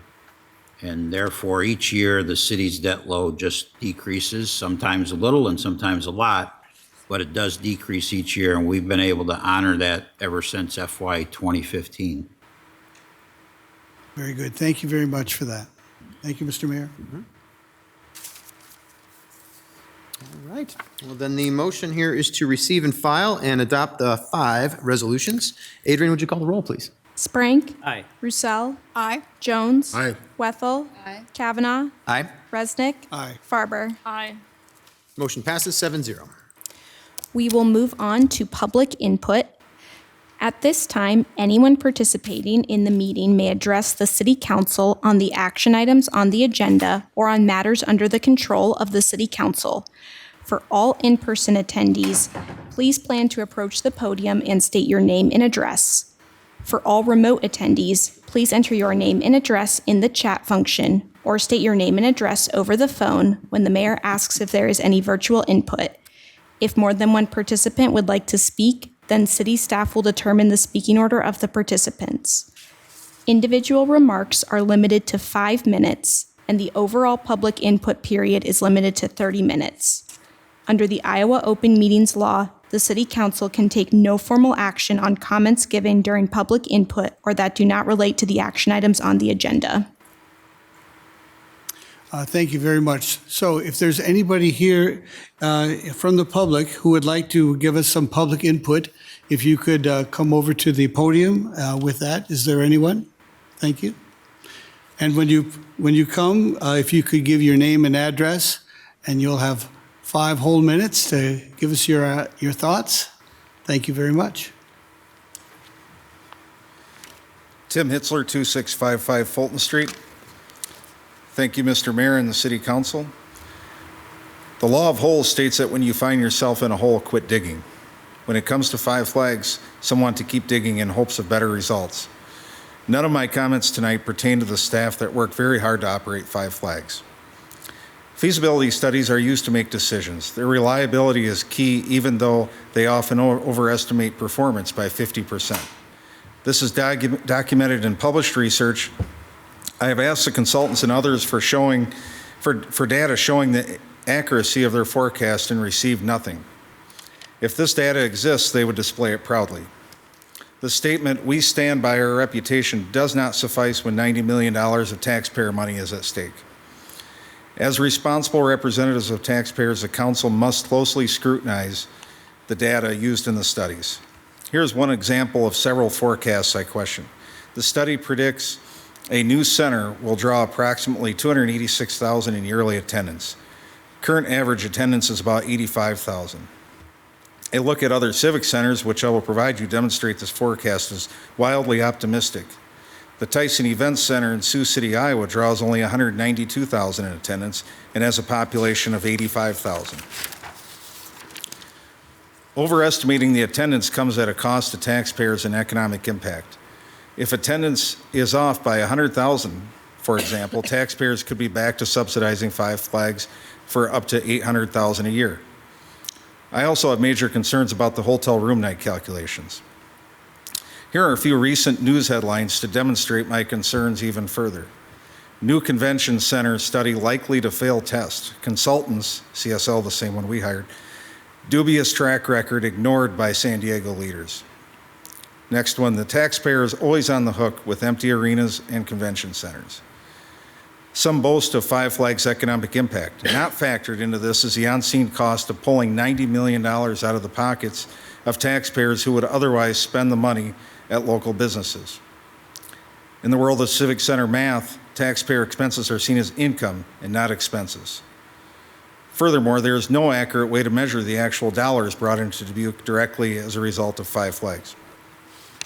Another on-scene cost is that increasing property taxes will also increase rents. 85% of rental property tax increases are passed on to tenants. This could increase yearly rent costs by just shy of $900,000 total, or over $120 per household. Think of the impacts this has on low-income renters. This is counter to our city's goal to create more affordable housing. The goalpost has moved. In 1976, some hoped Five Flags would be self-sufficient using a general revenue bond. In 1979, we built an arena for $3.7 million, or $14 million in today's money. By 1990, it required $300,000 in annual subsidies. Low attendance was blamed on the popularity of MTV music videos. Excuse me. Success always seems to be one costly upgrade around the corner. Some argue Five Flags Arena adds to the quality of life. For whom, I question. A majority of Dubuquers have not been to the arena in the last 12 months. The main financial beneficiaries are the small number of businesses near Five Flags. Despite this low impact, everyone pays. Some other factors to consider include there are many entertainment options not available in 1979. It does not make sense to me to use taxpayer funds to compete with these venues. We should ask taxpayers for alternatives and not assume that we need a Five Flags Arena. Let's take advantage of the creativity and the innovation in our community and not spend $90 million on a vanity project. Some would sell Five Flags Arena, the property, keep the theater, and save taxpayers millions of dollars rather quickly. However, I know many taxpayers have alternative and inclusive and fiscally responsible ideas that we should hear. Who will be held accountable if Five Flags does not perform as expected? Who will pay for the constant upgrades to stay relevant and competitive? We are in the midst of high inflation. The referendum was postponed because of economic uncertainty. Former council member Brett Shaw said it best. He stated, "This is a 20-year financial commitment, and I would say that if we can't live with this financial commitment in bad times, it's simply not a good decision." Dubuque is known for its character and unique local businesses. A grad student in his late 20s who visits Dubuque often once said to me, "I come to Dubuque for the unique and interesting places, not Five Flags." Five Flags has been a growing hole in Dubuque's budget for decades. I can speak for many taxpayers when I say that it's time to stop digging the hole. Thank you. Thank you, Tim, for the comments. We appreciate those. Do you have any other public input tonight? I do want to make it really clear that if there's anybody else that wants to speak to the Five Flags issue, this is your opportunity, or anything else that is on the action items for tonight.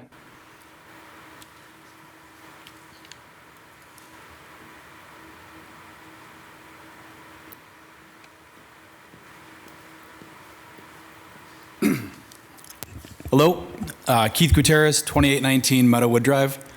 I agree with everything Tim said. He nailed it. 5 years ago, I was kind of new in the business.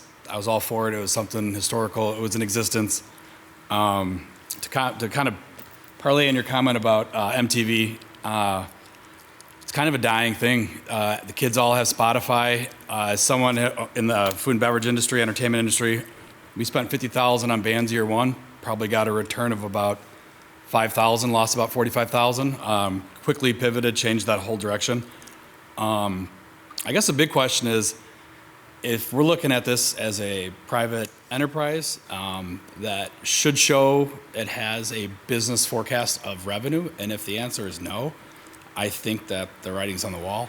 $90 million is a lot of money, and I know everybody here could probably think of 15 projects that would benefit the community. It's not that the arts and the music would die, the Q Casino, who I think you guys kind of own. They're crushing it with their concerts. There's just, in a free market, you just kind of gotta let it be. And I just don't think it's worth the investment. So just my 2 cents. Thank you. Thank you, Keith. We appreciate the comments.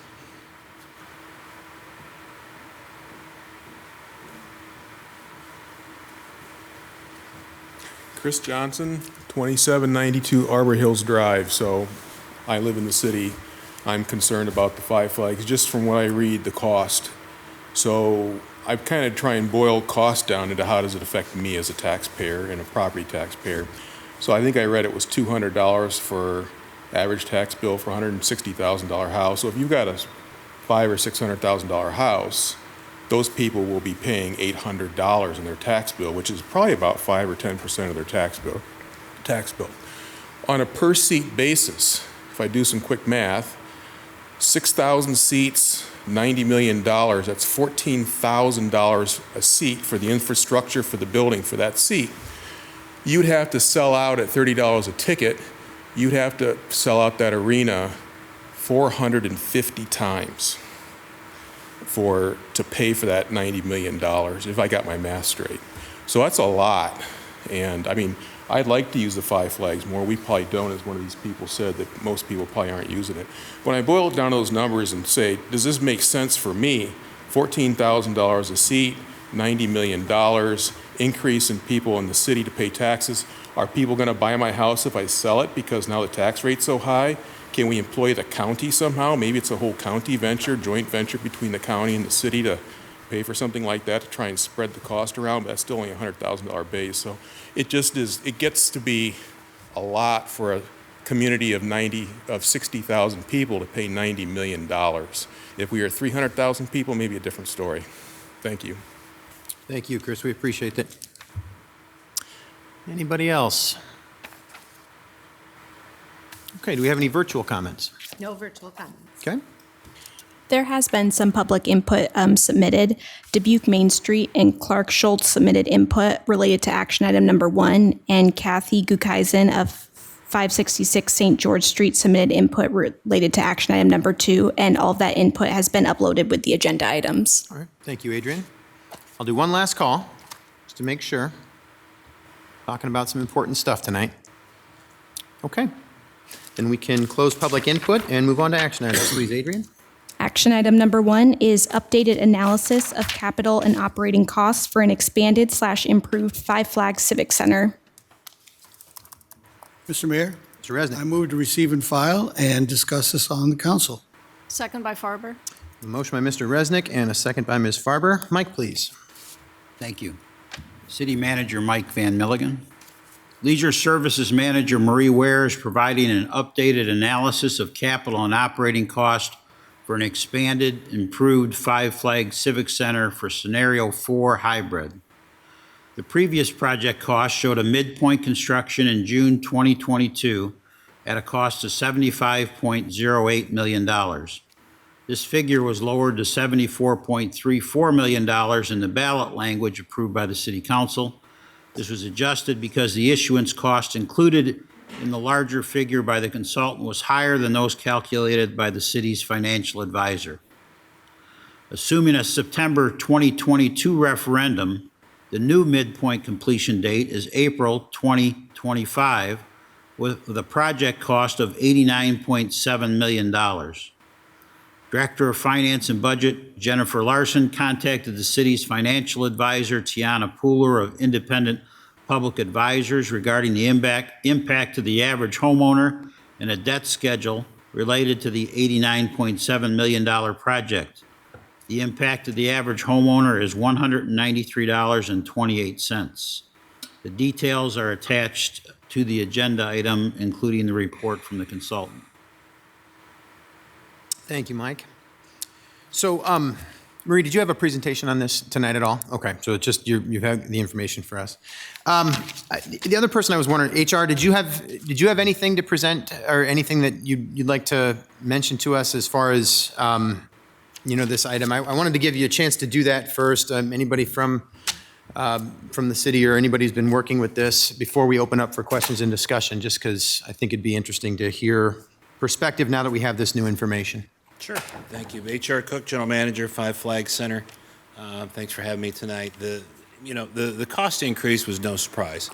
The original analysis was done in 2017, 2018, so we did expect some cost increases. COVID-related increases, construction costs, we've all seen that go up. Doing nothing is probably not an option. Right now, Five Flags Center is flying high. We're having a really, really good year. If we could be doing better, of course, as any other facility. But in this time of looking at this particular project, again, it does need to go to the people. My personal opinion is, again, if this were any other city of this size, I would say probably not. It would probably not fly in this community. But this is a destination community.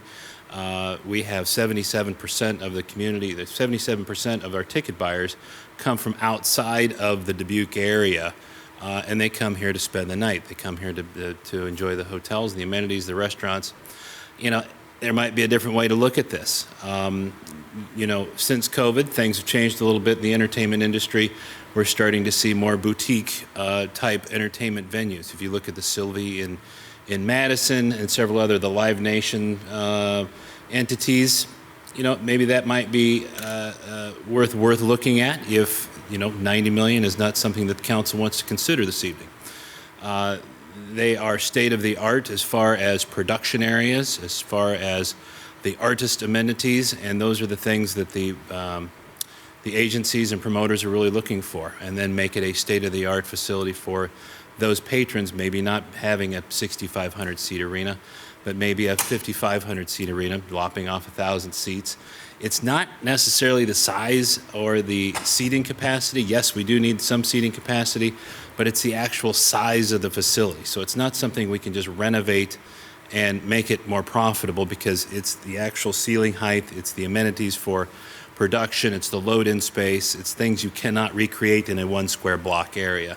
And of course, you also have a lot of those costs are associated with the theater and bringing that up to ADA standards, opening up that third level and bringing in and doing some more historical renovation that was not available back in the 70s when it was originally renovated. So a lot of decisions to make. I have not talked to the commission, the advisory commission, at length about this. They do have the information. They are meeting next Monday, and I know this will be a topic of conversation. All right. Thank you, HR. I appreciate that. Okay, let's bring it to the table for discussion and questions, please. Mr. Mayor. Mr. Jones. I hate to analyze it anymore because we sure analyzed the Jesus out of it, but I think we respond to what the commission brings us after their meeting next week. I think it goes to them next, logically. I think that the options that HR are talking about, because after all, nobody here knows more about running a venue than the guy that's running the venue and running it as successfully as it's ever been run. So I take his words pretty heavily. So I think the commission that brought us the recommendation for option 4 should take a look at this option and should take a look at the new numbers and should bring us a new recommendation, because that's how the process should work. Thank you, Mr. Jones. Mr. Mayor. Mr. Resnick. Yes, thank you. So the council is not considering a $90 million civic center tonight. What we're considering is listening to a 20-plus citizen commission, the Five Flags Commission, who unanimously wants us to take it to the people.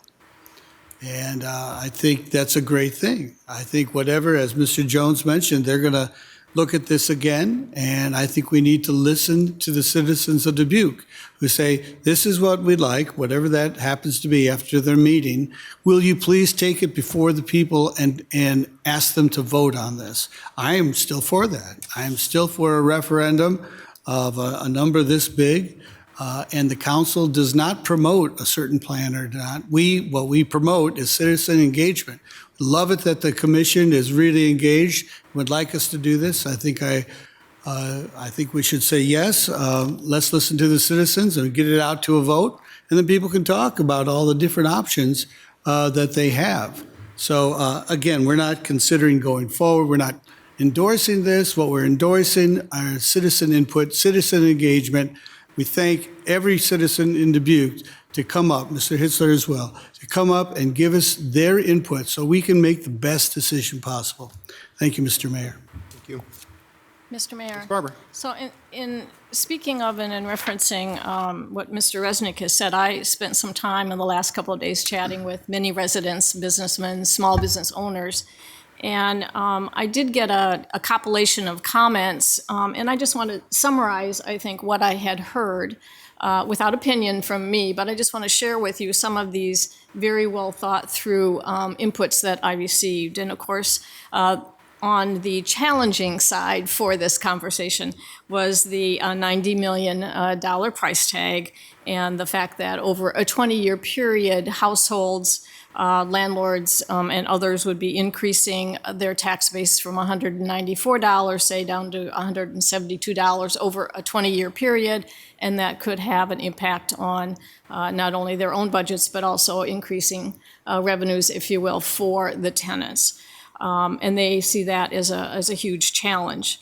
And then one of the comments came back to me saying, why should taxpayers supplement the entertainment for others when 77% of those attending do come from out of state or from within the region? In terms of the economic model and the gap, there was some concern about where do the subsidies come from if indeed the revenues do not exceed the expenses, and therefore there is a negative gap there in terms of what the city would have to pay or reimburse, or does that get balanced out, if you will, via the opportunity for people to have naming rights and retail opportunities within the center to offset some of that gap. And then there was another comment made about the complementary development within the city, Schmidt Island versus Millwork versus the downtown, and how all of those can complement each other. And perhaps this is an opportunity for staff to take a look at seeing if there's any state or federal funding that may be of import here to lower this burden, similar to some of the tourism dollars that we have seen recently from the state, as an example, to the Field of Dreams in Dyersville. So the opportunities that were presented was, yes, this is forward thinking for the city and for our quality of life, and that it aligns with our goals and priorities for population growth, workforce retention and attraction. It's an economic and cultural engine, as Jennifer had talked about tonight as well, in terms of the support for the city, for the culture and for the arts, and a great competitive situation for Dubuque because we are a tourism destination, and that increases our branding and gives opportunity for affordable multi-purpose entertainment, both in the cultural, educational areas as well. And again, it ties into the master plan for the millwork and the Main Street corridors to reimagine and to reinvest in downtown Dubuque. So these were some of the positive thoughts that the businessmen in particular had about the development and the added-on economic fuel that would be developed from the center. The other point was about a public, private, and nonprofit partnership. And again, we want to give a shout out not only to the Dubuque Main Street. They had a coalition of over 30 individual and private businesses and organizations that put together their information, and they engaged in an independent peer review, if you remember, of the scenario for hybrid that was discussed. And then also Tim and your group, thank you very much for your economic analysis and your research and your survey to also bring to us information that we need to consider and kind of promote on both sides to have this discussion. The other conversation that was brought to my attention was why not make an informed decision, the best decision that we can, and delay any conversation about a referendum until next March. And that way, that would give city staff time to kind of reassess budgeting. It may give us time to look at alternative sizing, and also would be helpful for us to have a better understanding of a what-if scenario if indeed this doesn't pass. What do we do next? In terms of the March opportunity, it's for those champions on both sides of the aisle to coordinate their dialogues for the community education so that people can understand what Tim is speaking about and what maybe the Dubuque Main Street group and that 30-group individual business consortium is also planning to talk about.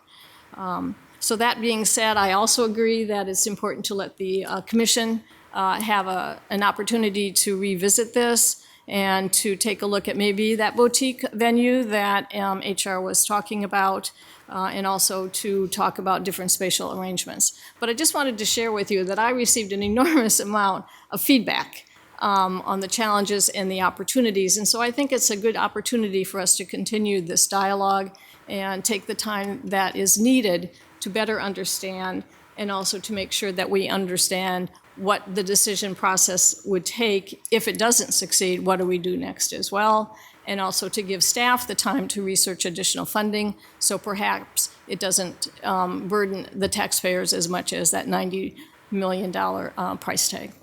So thank you very much. And thank you to everybody that had that time to reach out and talk to me today and yesterday.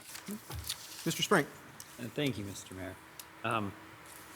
I dug out, after I got the lovely notification of what the new numbers were going to be, I dug out the old report, and I went back to the drawing board, and I kept comparing this to what I call, I kept comparing it to my own home, for example. I have a 1915 house. It's old. I've invested quite a bit into it over the few years, and it's like something always needs to be fixed. And I just can't feel like we can let our historic theater decline and fall into a disrepair. I mean, funds are going to have to be spent. I wasn't overly shocked by the cost in construction. I've been seeing these rising, escalating price increases for the last 18 months. When I was talking to my neighbors and getting to know them in 2019 and 2021, I mean, I heard what people wanted to say. They say some folks wanted to say fix it, some people didn't want to say. So the question always will come back to, we'll be eventually asking citizens, is if you support this or not. I kind of feel, though, due to the rising cost of food, utilities, and inflation, I'm proposing that our commission look back at the idea of moving the referendum and look back at option 3. It's a smaller venue. At the time, it was in 2017 and 18, it was about 49 million. If you add 20% to inflation, to cost on that, we're looking at maybe 55.8 million. Yes, this is still an ask from citizens. I feel like this option gives us a little more flexibility in construction cost.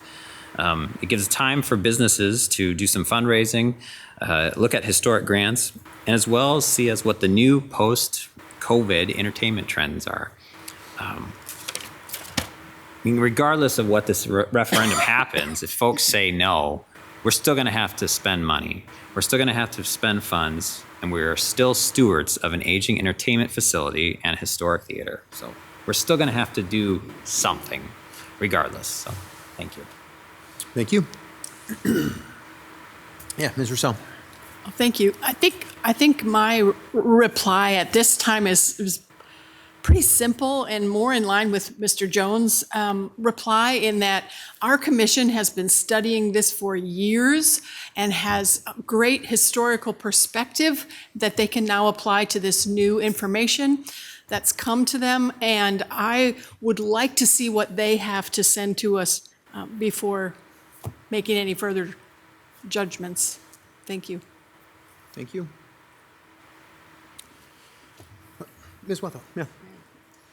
I think that we all want a vibrant downtown, but the question is how to get that. And I don't have that answer, and I don't think anybody up here has a single answer. And the issue is complex. I'm learning more and more about it.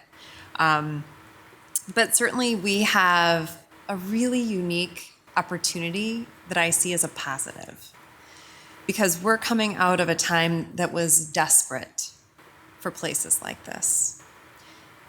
And we could brainstorm something incredibly unique that puts us on a map in a new way. I do think that I value, and I know many people in the community value, the historic theater. I've asked some questions about what opportunities would be to separate out the projects, and I know that would be complicated, but complicated things are possible. And so I am excited about what opportunities we could have. This isn't the end of the road for me. I think that community engagement, like what Tim has offered, I had the opportunity to speak with him this weekend, and people who are passionate about their community put the time in that he has. And whether people agree with him or not, I salute that. I think that that's what we should have. And so although I was prepared to send this to referendum, I personally believe that the stakeholders, who are the taxpayers, no matter what, will need to have a say. The question is if they have a say on this proposal versus potential future proposals that the commission could make very educated decisions about. Thank you, Mayor. Thank you. What was the date that the commission is meeting? Monday. This coming Monday. So if the commission met this coming Monday, would we have the opportunity to get their proposal on the next city council agenda on the first Monday in May? Sure, if they made a decision that night and quickly brought it to the clerk's office, as long as it's there by noon on Wednesday before the council meeting, it'll end up on the city council agenda. Okay, so that's possible. Is it preferable, I think, is a question that the commission should ask itself too, because, you know, I get the frustration that we've been talking about something since 2017 and we're still talking about it. I can totally understand where that frustration might come from.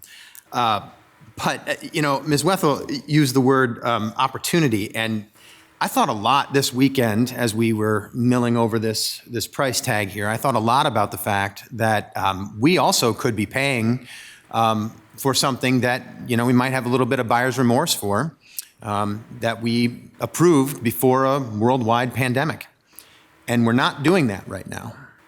So some people might say, oh, I wish we already had something and we were, you know, Even though we have to pay for it, it's already there. But I think there are other people who would say, I'm pretty glad I'm not paying for that right now because it's hard to pay for things that have a price tag that large. And we want to make sure that what we have is what we want. Things have changed dramatically. It's such an understatement to say that, but things have changed so dramatically. As a lover of live music, as a musician myself, share that role with a number of my council colleagues. This is, it's been shocking to watch how much life has changed in the world of live entertainment. And if we're going to do something downtown in the space that currently holds Five Flags, it's got to be something that works for the next couple of decades at least. And I'm thinking we've had this place since the 70s, so next 40 or 50 years would be great. We need to think ahead as we do this. So if we're going to do that, then I know that it is difficult to continue to ask for patience, but I think it's worth it. I think it's worth the time to make sure that we come up with what we really want to put before voters and for all of us as a community to have a community conversation about. We heard from several people tonight who they stated their opposition to this particular proposal that we were talking about putting on the ballot before. We've heard from a number of people, I think Ms. Farber brought up a few of those details, of people who say they are going to support what we want to do with Five Flags as a community, and we're going to try to push forward. It's a community discussion we have yet to have. We really haven't had this discussion in its fullness to really go over the details, the kind of things that Mr. Hitzler was shared with us tonight. And in opposition to this, he's got some detailed information.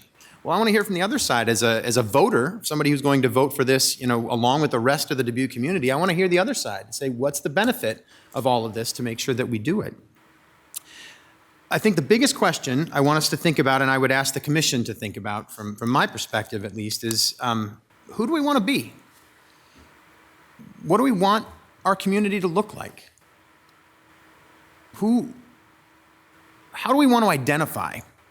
When I read about an $80 million investment in the Dubuque community, in the region, in the Field of Dreams last week, that tells me that there's some exciting things happening here. When I listen to folks with the DRA talk about what comes next after Greyhound racing leaves, there's some exciting ideas on Chaplin Schmidt Island. When I see pictures of a boat that's currently in the water down in New Orleans that's going to be floating up in this direction with a bunch of people in it looking to enjoy Dubuque, we've got a lot of exciting things happening. So who do we want to be? And I think it's a really important question for us to ask ourselves as we move this forward. And then what are the benefits going to be? And what costs are we willing to take on for that?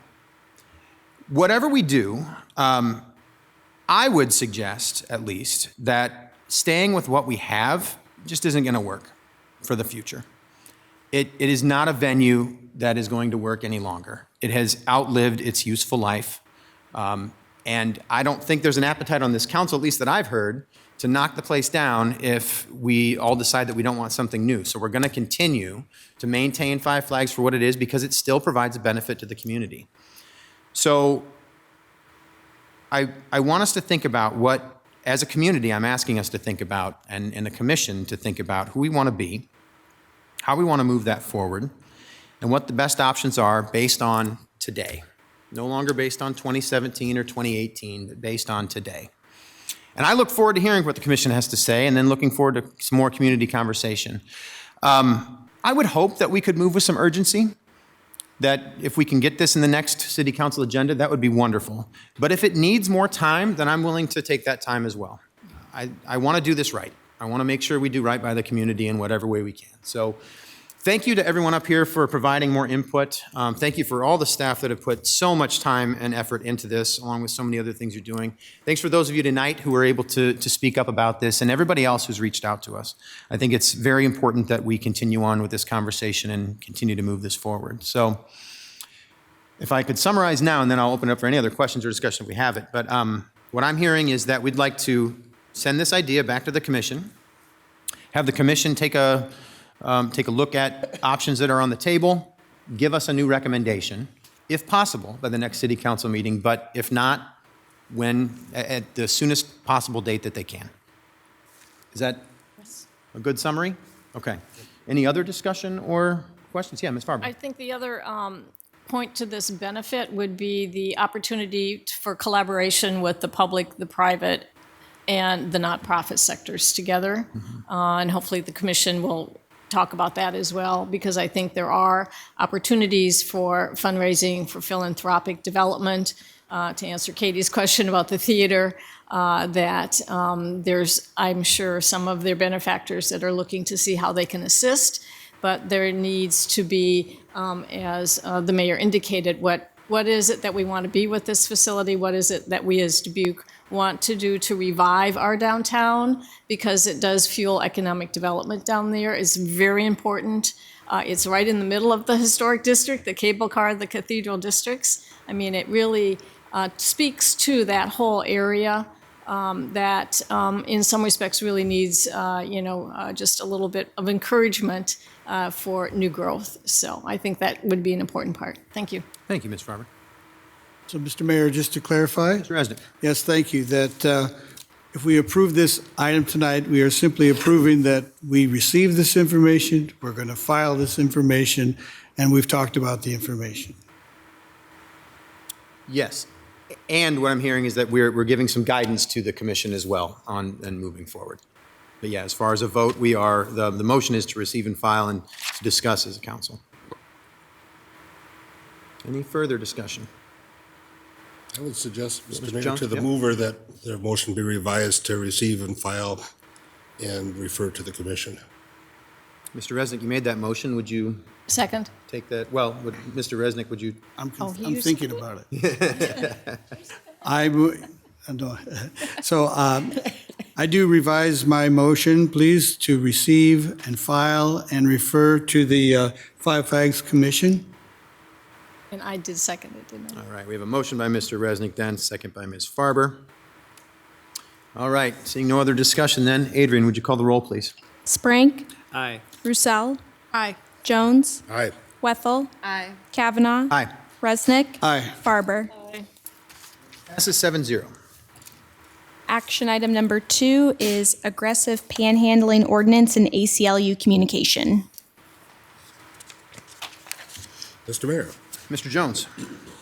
I move to receive and file the communications and further move that the requirement that a proposed ordinance be considered and voted on for passage at 2 council meetings prior to the meeting at which is to be finally passed be suspended. By Roussel? We have a motion by Mr. Jones, second by Ms. Roussel. Krenna, is this one coming your direction? It All right. is. Included in your materials is a demand letter that the city received from the ACLU related to the aggressive panhandling ordinance, which demanded a repeal of the ordinance. First, just for your information, that letter was the first communication I've ever received from the ACLU on the aggressive panhandling ordinance, and it actually didn't come directly to me. It came to the general email for my department as a whole, as a carbon copy on the correspondence that each of you received. On this particular issue, I had not had any prior communication with the ACLU asking what our position was on the ordinance adopted in 2009. It was adopted in 2009, and this was prior to the Reed versus Gilbert U.S. Supreme Court case decided in 2015. When that case was decided in 2015, we had no idea the breadth of it or how expansive the holding of that case was going to be related to many things related to municipal law, sign regulations, and things of that nature. And particularly the impact it was going to have on speech and panhandling regulations all across the country. Since its passage in 2009, working with staff in the police department and my office, we've tried to go through our records, and we can't find a single instance where a citation has been issued under this ordinance.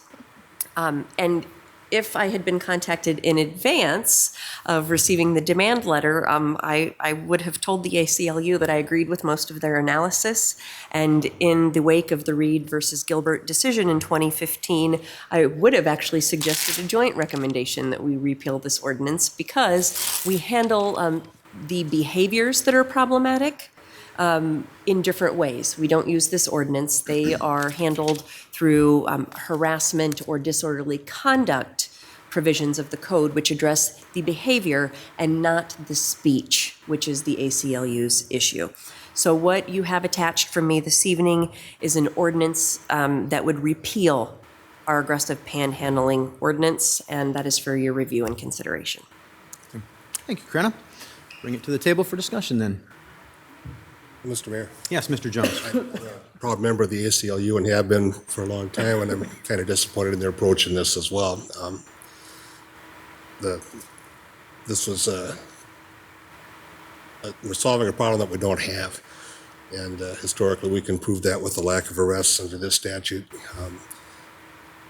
And frankly, when you look at it, the behaviors that are outlined in the ordinance are behaviors that ought to be illegal. Fortunately, they're illegal in other portions of code, and so it's an unnecessary ordinance, and I support the repeal of it for that reason. But I'm very disappointed in my organization for the approach that they took, and because the media got this letter way before the city attorney got it, and way before any request came to the city council to, hey, consider taking a look at this, and here's why. A demand letter when nobody's done anything, and when there was no ill intent and no anything is just bad business, and they did us some bad business. Thank you, Mr. Jones. Mr. Mayor. Mr. Resnick. Both Mr. Jones and I were on the council at that time, and there was a reason for adopting that. So some reaction I get from citizens is that by repealing this, we are going to allow bullying of our citizens, and we are going to allow dangerous behavior in our streets with people knocking on windows and stopping the flow of traffic, trying to get some money off of others.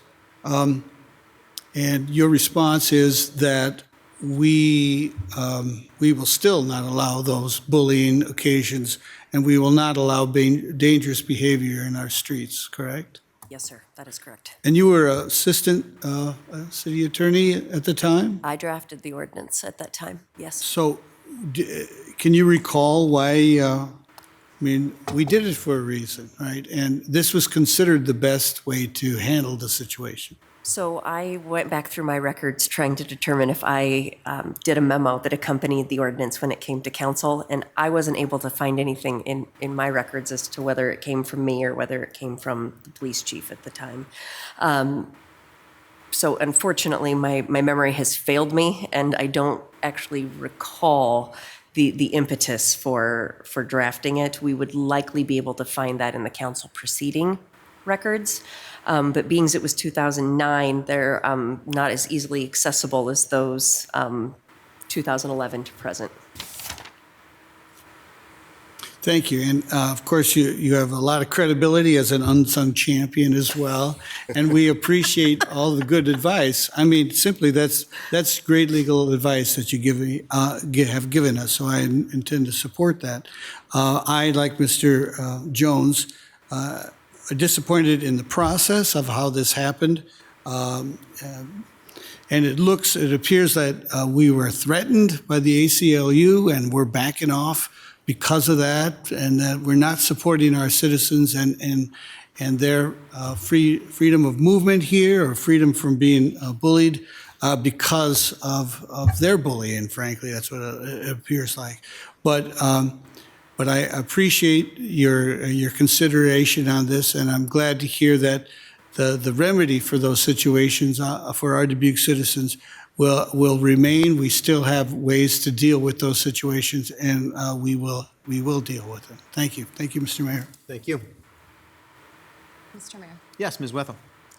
I just want to say that I'm pretty proud of our city, because we have never utilized this that we can find.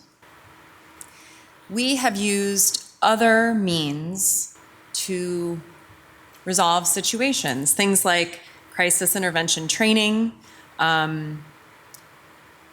poverty, and those who are panhandling are likely affected by poverty, oftentimes brain health issues. And so what we are doing as a community, especially our police and fire, to focus on those pieces of how to de-escalate situations. I think we're already doing that.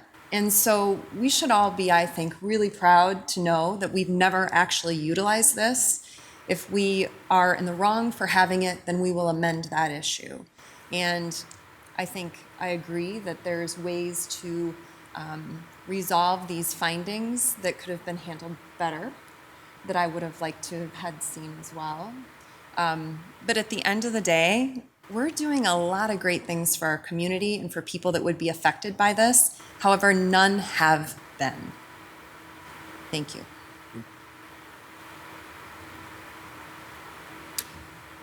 So just to clarify, again, maybe a bit of a summary, what I'm hearing here is, first of all, I'm hearing from my council colleagues that we are moving in the direction of repealing this ordinance. For our residents and for visitors to the city, you are still coming to a very safe city. This is and will continue to be a safe city, despite repealing this particular ordinance, which has been found unconstitutional, we should point out. It's the reason that we're talking about this tonight. So that's for our residents and for our community members. As far as, I'd like to speak directly to the ACLU at this moment too, because we want to continue to work with you. And we work hard as a community, I think, to be very professional. We treat our local and national partners professionally. And all you had to do was call. That's all you had to do. The grandstanding in this particular case was really, I thought, very unprofessional. And I would hope that we could have a more professional and better relationship in the future. So I would ask for the members of the ACLU to just give us a call next time so we can work through this because we will continue to be as professional as we can possibly be. So any further discussion here before we move forward? All right, then the motion is to receive and file and waive the 3 readings. Adrian, would you call the roll, please? Sprank. Aye. Roussel. Aye. Jones. Aye. Wethel. Aye. Kavanaugh. Aye. Resnick. Aye. Farber. Aye. Motion passes 7-0. Mr. Mayor, Mr. Jones. I move to final consideration and passage of the ordinance. Second. A motion by Mr. Jones, second by Ms. Roussel. Adrian, would you call the roll, please? Sprank. Aye. Roussel. Aye. Jones. Aye. Wethel. Aye. Kavanaugh. Resnick. Aye. Farber. 7-0. Action item number 3 is section 9-11-321.372, school buses discharging pupils. Mr. Mayor, Ms. Roussel. I move to receive and file, and further move that the requirement that a proposed ordinance be considered and voted on for passage at 2 council meetings prior to the meeting at which it is to be finally passed be suspended. Second? I have a motion by Ms. Roussel, second by Mr. Jones. Mike, please. Thank you. City Manager Mike Van Milligan. City Attorney Kenny Brumwell is recommending City Council approve an ordinance amending City Code school buses discharging pupils. I concur with the recommendation and respectfully request Mayor and City Council approval. Any discussion? All right, motion is to receive and file and waive the 3 readings. Adrian, would you call the roll, please? Sprank. Aye. Roussel. Aye. Jones. Aye. Wethel. Aye. Kavanaugh. Aye. Resnick. Aye. Farber. Aye. Motion passes 7-0. Mr. Mayor, Ms. Roussel. I move final consideration and passage of the ordinance. Second. Motion by Ms. Roussel, second by Mr. Jones. Adrian, would you call the roll, please? Sprank. Aye. Roussel. Aye. Jones. Aye. Wethel. Aye. Kavanaugh. Aye. Resnick. Aye. Farber. Aye. Motion passes 7-0. Action item number 4 is Sustainable Dubuque Community Grant Award Recommendation. Mr. Mayor, Ms. Farber. I move that we receive and file and adopt the resolutions. Second? Motion by Ms. Farber, a clear one, and a second by Mr. Resnick. Mike, please. Thank you. City Manager Mike Van Milligan. Sustainable Community Coordinator Gina Bell is recommending City Council approval of the Resilient Community Advisory Commission recommendations for the following projects for funding from the Sustainable Dubuque Community Grant Program at a total funding amount of $15,800 by adoption of the resolution for each grant to state the public purpose. The following applications are recommended for funding: Alternative Learning Center, Rainwater System plus Garden plus Chickens, $2,050. The Bike Coop, Blinky Lights for Bikes, $2,350. Convivium Urban Farmstead Compost Expansion, $2,500. Dubuque Trees Forever, Tech Park Trees, $2,500. Four Mounds Eco Research plus Education plus Restoration, $2,500. St. Mark's Youth Enrichment Heroes Academy, $2,500. Tri-State Christian School, School Garden, $1,400. I concur with the recommendation and respectfully request Mayor and City Council approval. Thank you, Mike. Bring it back to the table for discussion. Ms. Roussel. Mr. Mayor, as the president of Dubuque Trees Forever, I'd like to abstain from voting on this one. Okay. Thank you, Ms. Roussel. All right, seeing no further discussion, the motion is to receive and file and adopt the 7 resolutions that are there. Adrian, would you call the roll, please? Sprank. Aye. Jones. Aye. Wethel. Aye. Kavanaugh. Aye. Resnick. Aye. Farber. Aye. Motion passes 6-0. Action item number 5 is Award 2022 Asphalt Overlay Ramp Project 2. Mr. Mayor, Mr. Sprank. I motion to receive and file and adopt the resolution. Second. Motion by Mr. Sprank, second by Mr. Jones. Mike, please. Thank you. City Manager Mike Van Milligan. City Engineer Gus Zahoyas is recommending City Council award the construction contract to BCD Construction in the amount of $172,172.35 for the 2022 Asphalt Overlay Ramp Project 2 through the adoption of a resolution. I concur with the recommendation and respectfully request Mayor and City Council approval. Thank you, Mike. Any discussion? Seeing none, motion is to receive and file and adopt the resolution. Adrian, would you call the roll, please? Sprank. Aye. Roussel. Aye. Jones. Wethel. Aye. Kavanaugh. Resnick. Farber. Aye. 7-0. Action item number 6 is Mayor and City Council appointments to various boards and commissions. Mr. Mayor. Oh.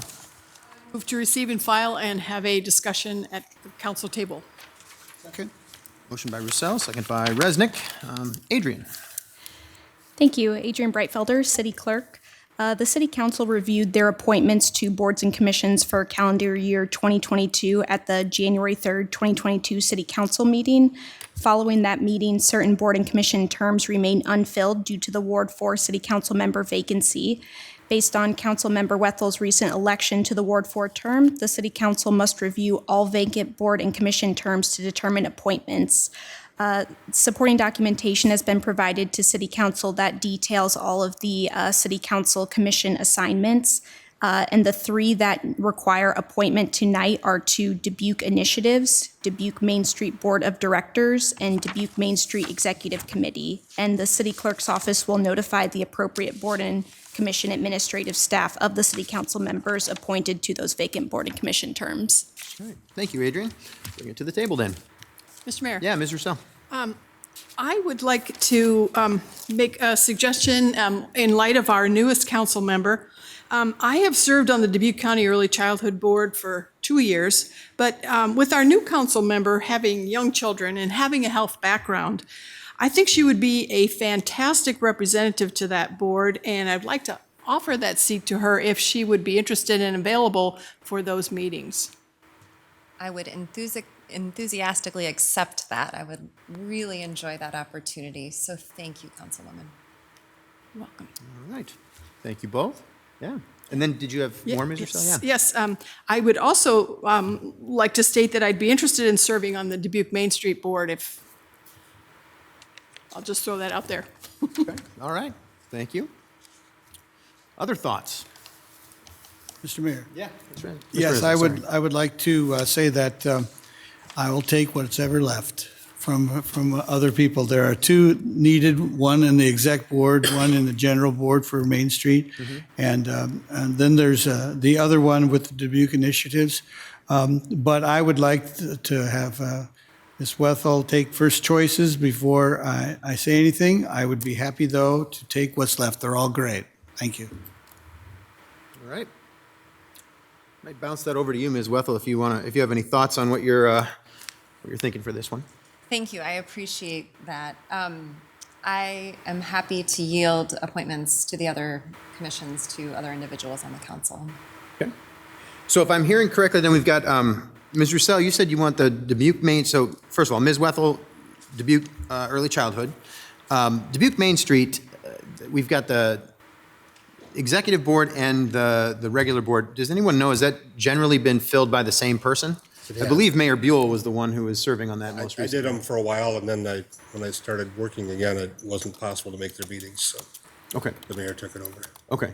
And usually that person is the same person. So if Ms. Roussel was to Two serve. different meetings they have to go to. Two different meetings, but the same person. Okay. So it would probably make the most sense for Ms. Roussel to take that position, both the exec board and the, I would be happy to do that. okay. Yeah. All right. And then that leaves the Dubuque Initiatives Board then for you, Mr. Resnick, if I'm hearing correctly? If that's all, if that's what's okay with you. All right, so absolutely, it doesn't list the time here, so I'd be interested in that, but I anticipate having more free time pretty soon. Yes. All right, so if I could just be informed maybe about what the commitment is. Dubuque Initiatives is every 2 weeks, on the Mondays, right? So it's Second every. and fourth Monday at noon. Yep. Yeah, It is the second and fourth Monday. Second and fourth, thank you. Yep. Thank you. Okay. I think you did it. We sure did. Filled in the blanks. Adrian, are you good? Do you have that? I can repeat it, or do you want to? Yep, I'm good. I'm just wondering, do we need to amend the motion to appoint the city council to the positions discussed? Yeah, let's do that. Just to clean it up a little bit? All right, fair enough. Ms. Roussel, you made the motion. Okay, how would you like me to say that? Let's see here. What did we do before? We did receive and file and discuss amongst the council, so I would say receive and file and appoint. Okay. So it would be Councilperson Wethel to Dubuque Early Childhood. Okay. So I move to receive and file and appoint Ms. Wethel to the Dubuque County Early Childhood Board, to appoint myself to the Dubuque Main Street Board and Executive Board, and Councilmember Resnick to the Dubuque Initiatives Board. That's right. Excellent. Mr. Resnick, you were the second. Do you care? I'll second that. All right. So we have a motion and a second and general agreement at the table. So Adrian, would you call the roll, please? Sprank? Roussel? Aye. Jones? Aye. Wethel? Kavanaugh? Aye. Resnick? Aye. Farber? Aye. Motion passes 7-0. Action item number 7 is fiscal year 2023 dollars and cents public information brochure. Mr. Mayor, Mr. Jones. I move to receive and file. Second by Sprank. Got a motion by Jones, second by Sprank. Mike, please. Did you have anything else you want to say? No, I don't have any presentation on this. Okay, all right, thank you. Then thank you for pointing it out earlier and pointing out the fact that everyone's going to be receiving this in their utility bill coming up. All right. This is such a great document every year. I always appreciate receiving this and having this visual to look at. Mr. Mayor. Yes, Resnick. For several years, I've been asking for an economic report card, and this does a very good job of letting citizens know in a narrative way our situation economically. So I appreciate all the great work that goes into this. Thank you.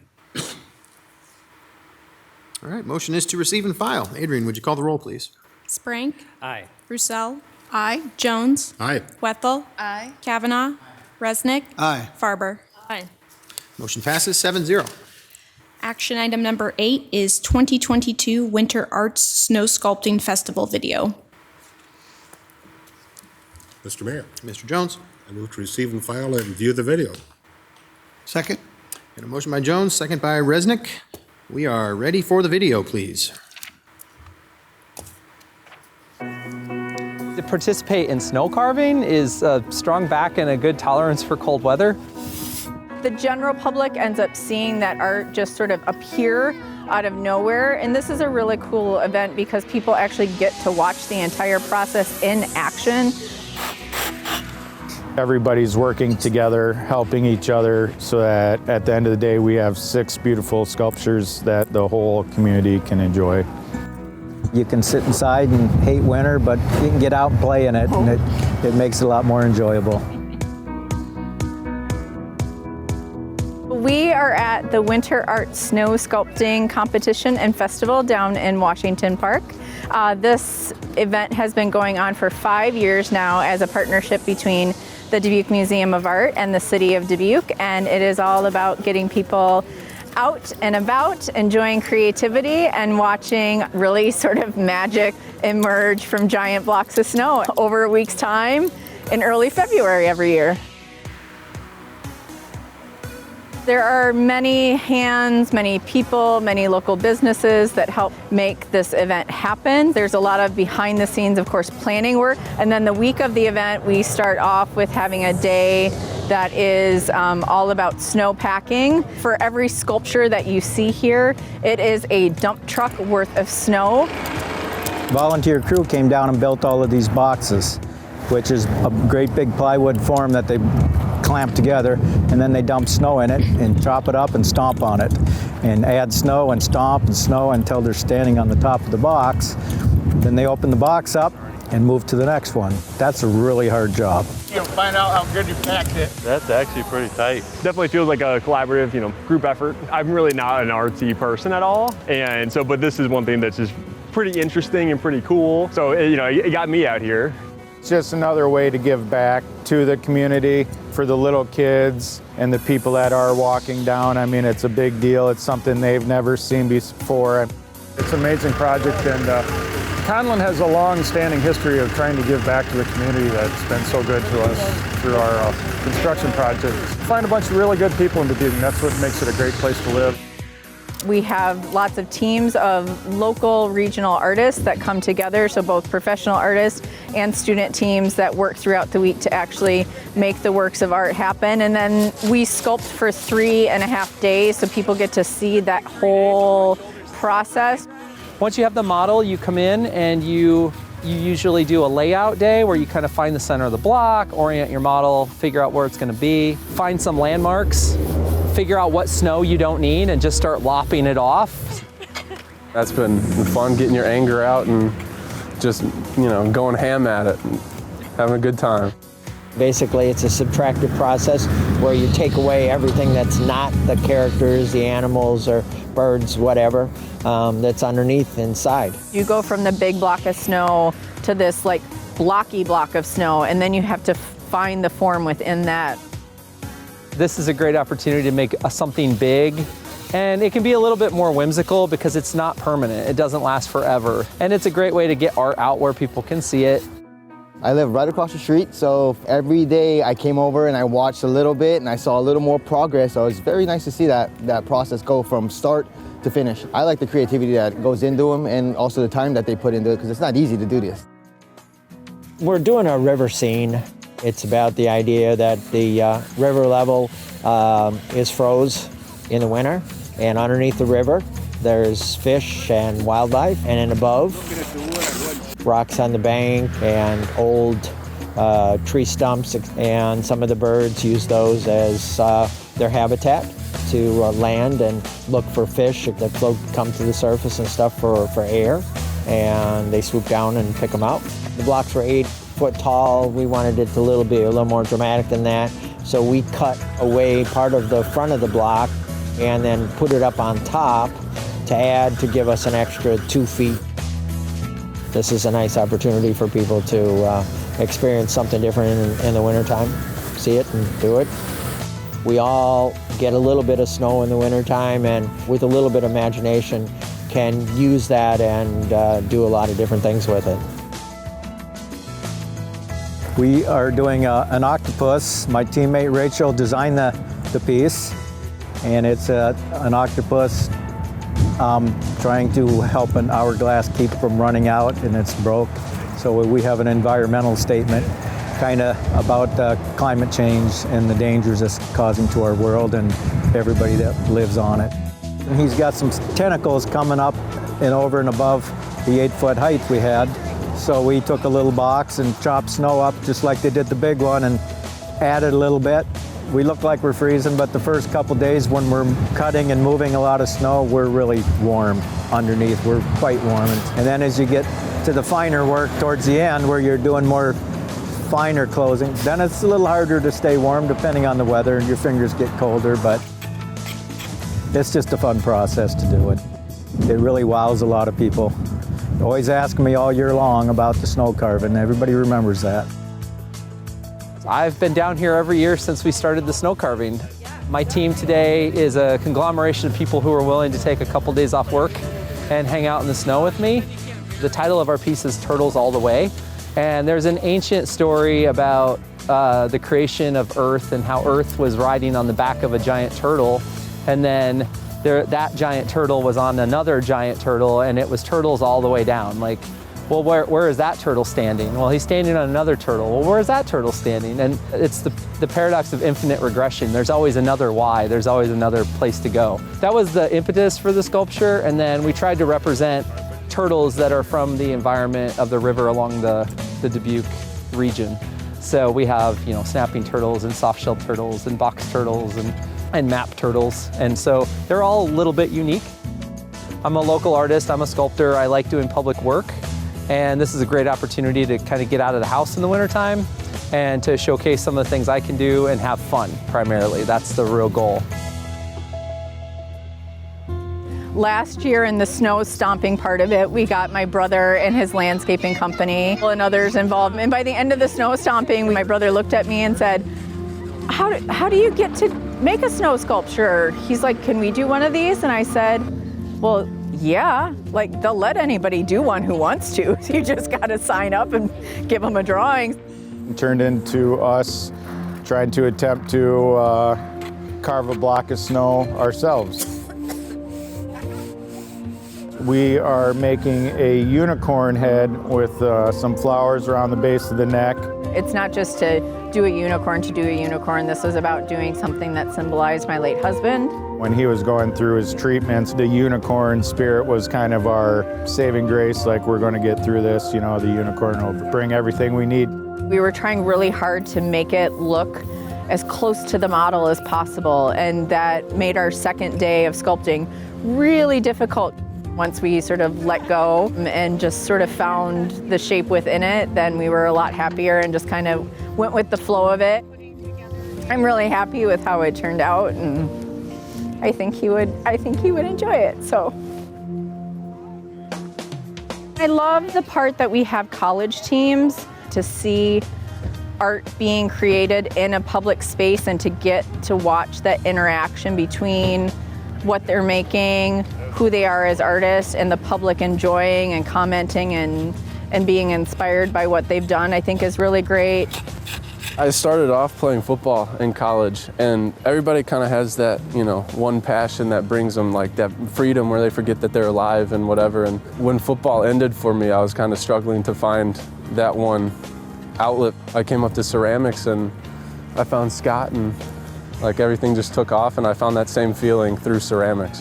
Well, I'm from Platteville, Wisconsin, and I go to school and I work as a studio assistant, and I'm a fine arts major, so this is right up my alley, and I'm gonna put it on my CVV and resume and everything.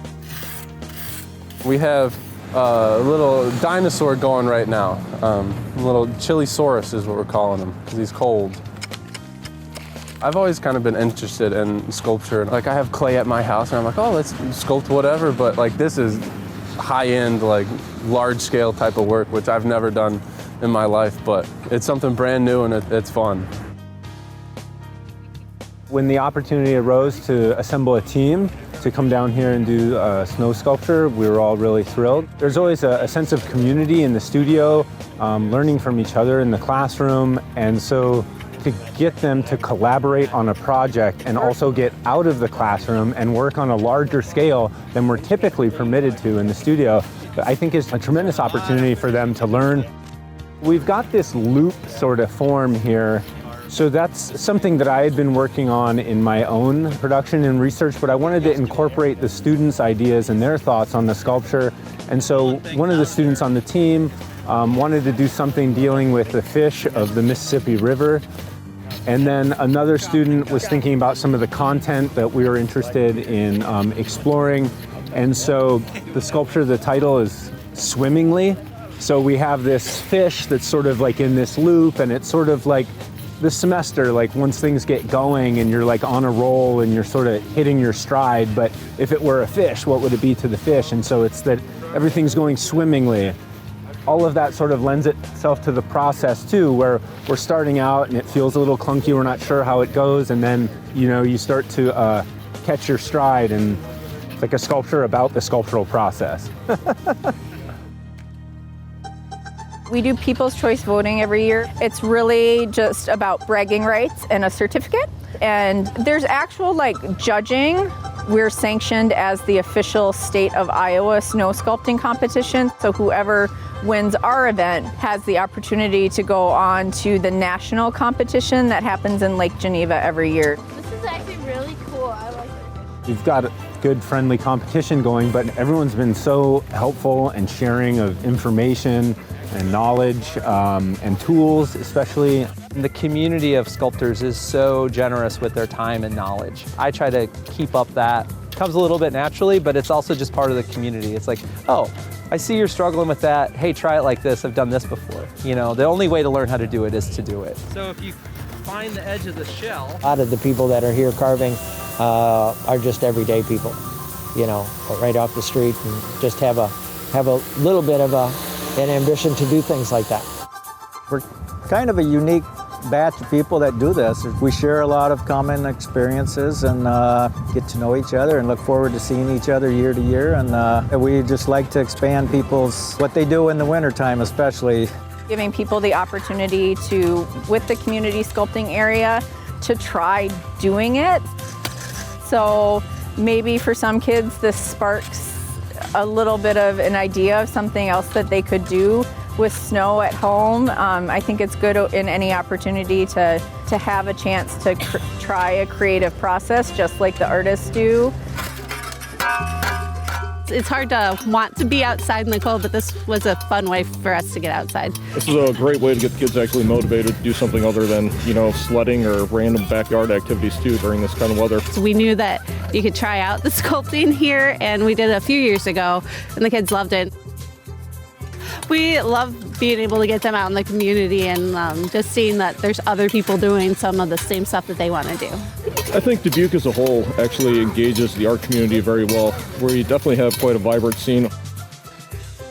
It's an endeavor for this many people to dedicate this much time as artists. The teams are not getting paid. They're not making any money from this. So they are here simply because they want to use their talents to bring something like this to the community. I'm happy that so many people are, coming by because art needs an audience, and so we've got that here. I was up on top and I was looking around and everybody driving by, they were waving at me, they're laughing and whatnot, and everybody's watching, everybody's driving by, every single person that drives by, they're looking at it. I feel like it's enlightening to a lot of people and they don't even know it until they pass it. Art in general is just important for us, and I think the more that we can display that in the community, the better it's going to be. It's something that everyone can enjoy.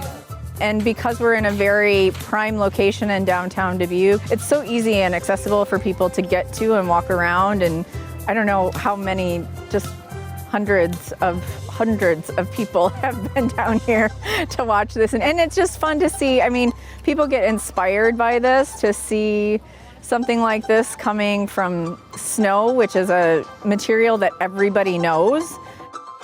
It's just really neat to see these come to life, and every year the sculptures are always different. And what else are you going to do in the wintertime?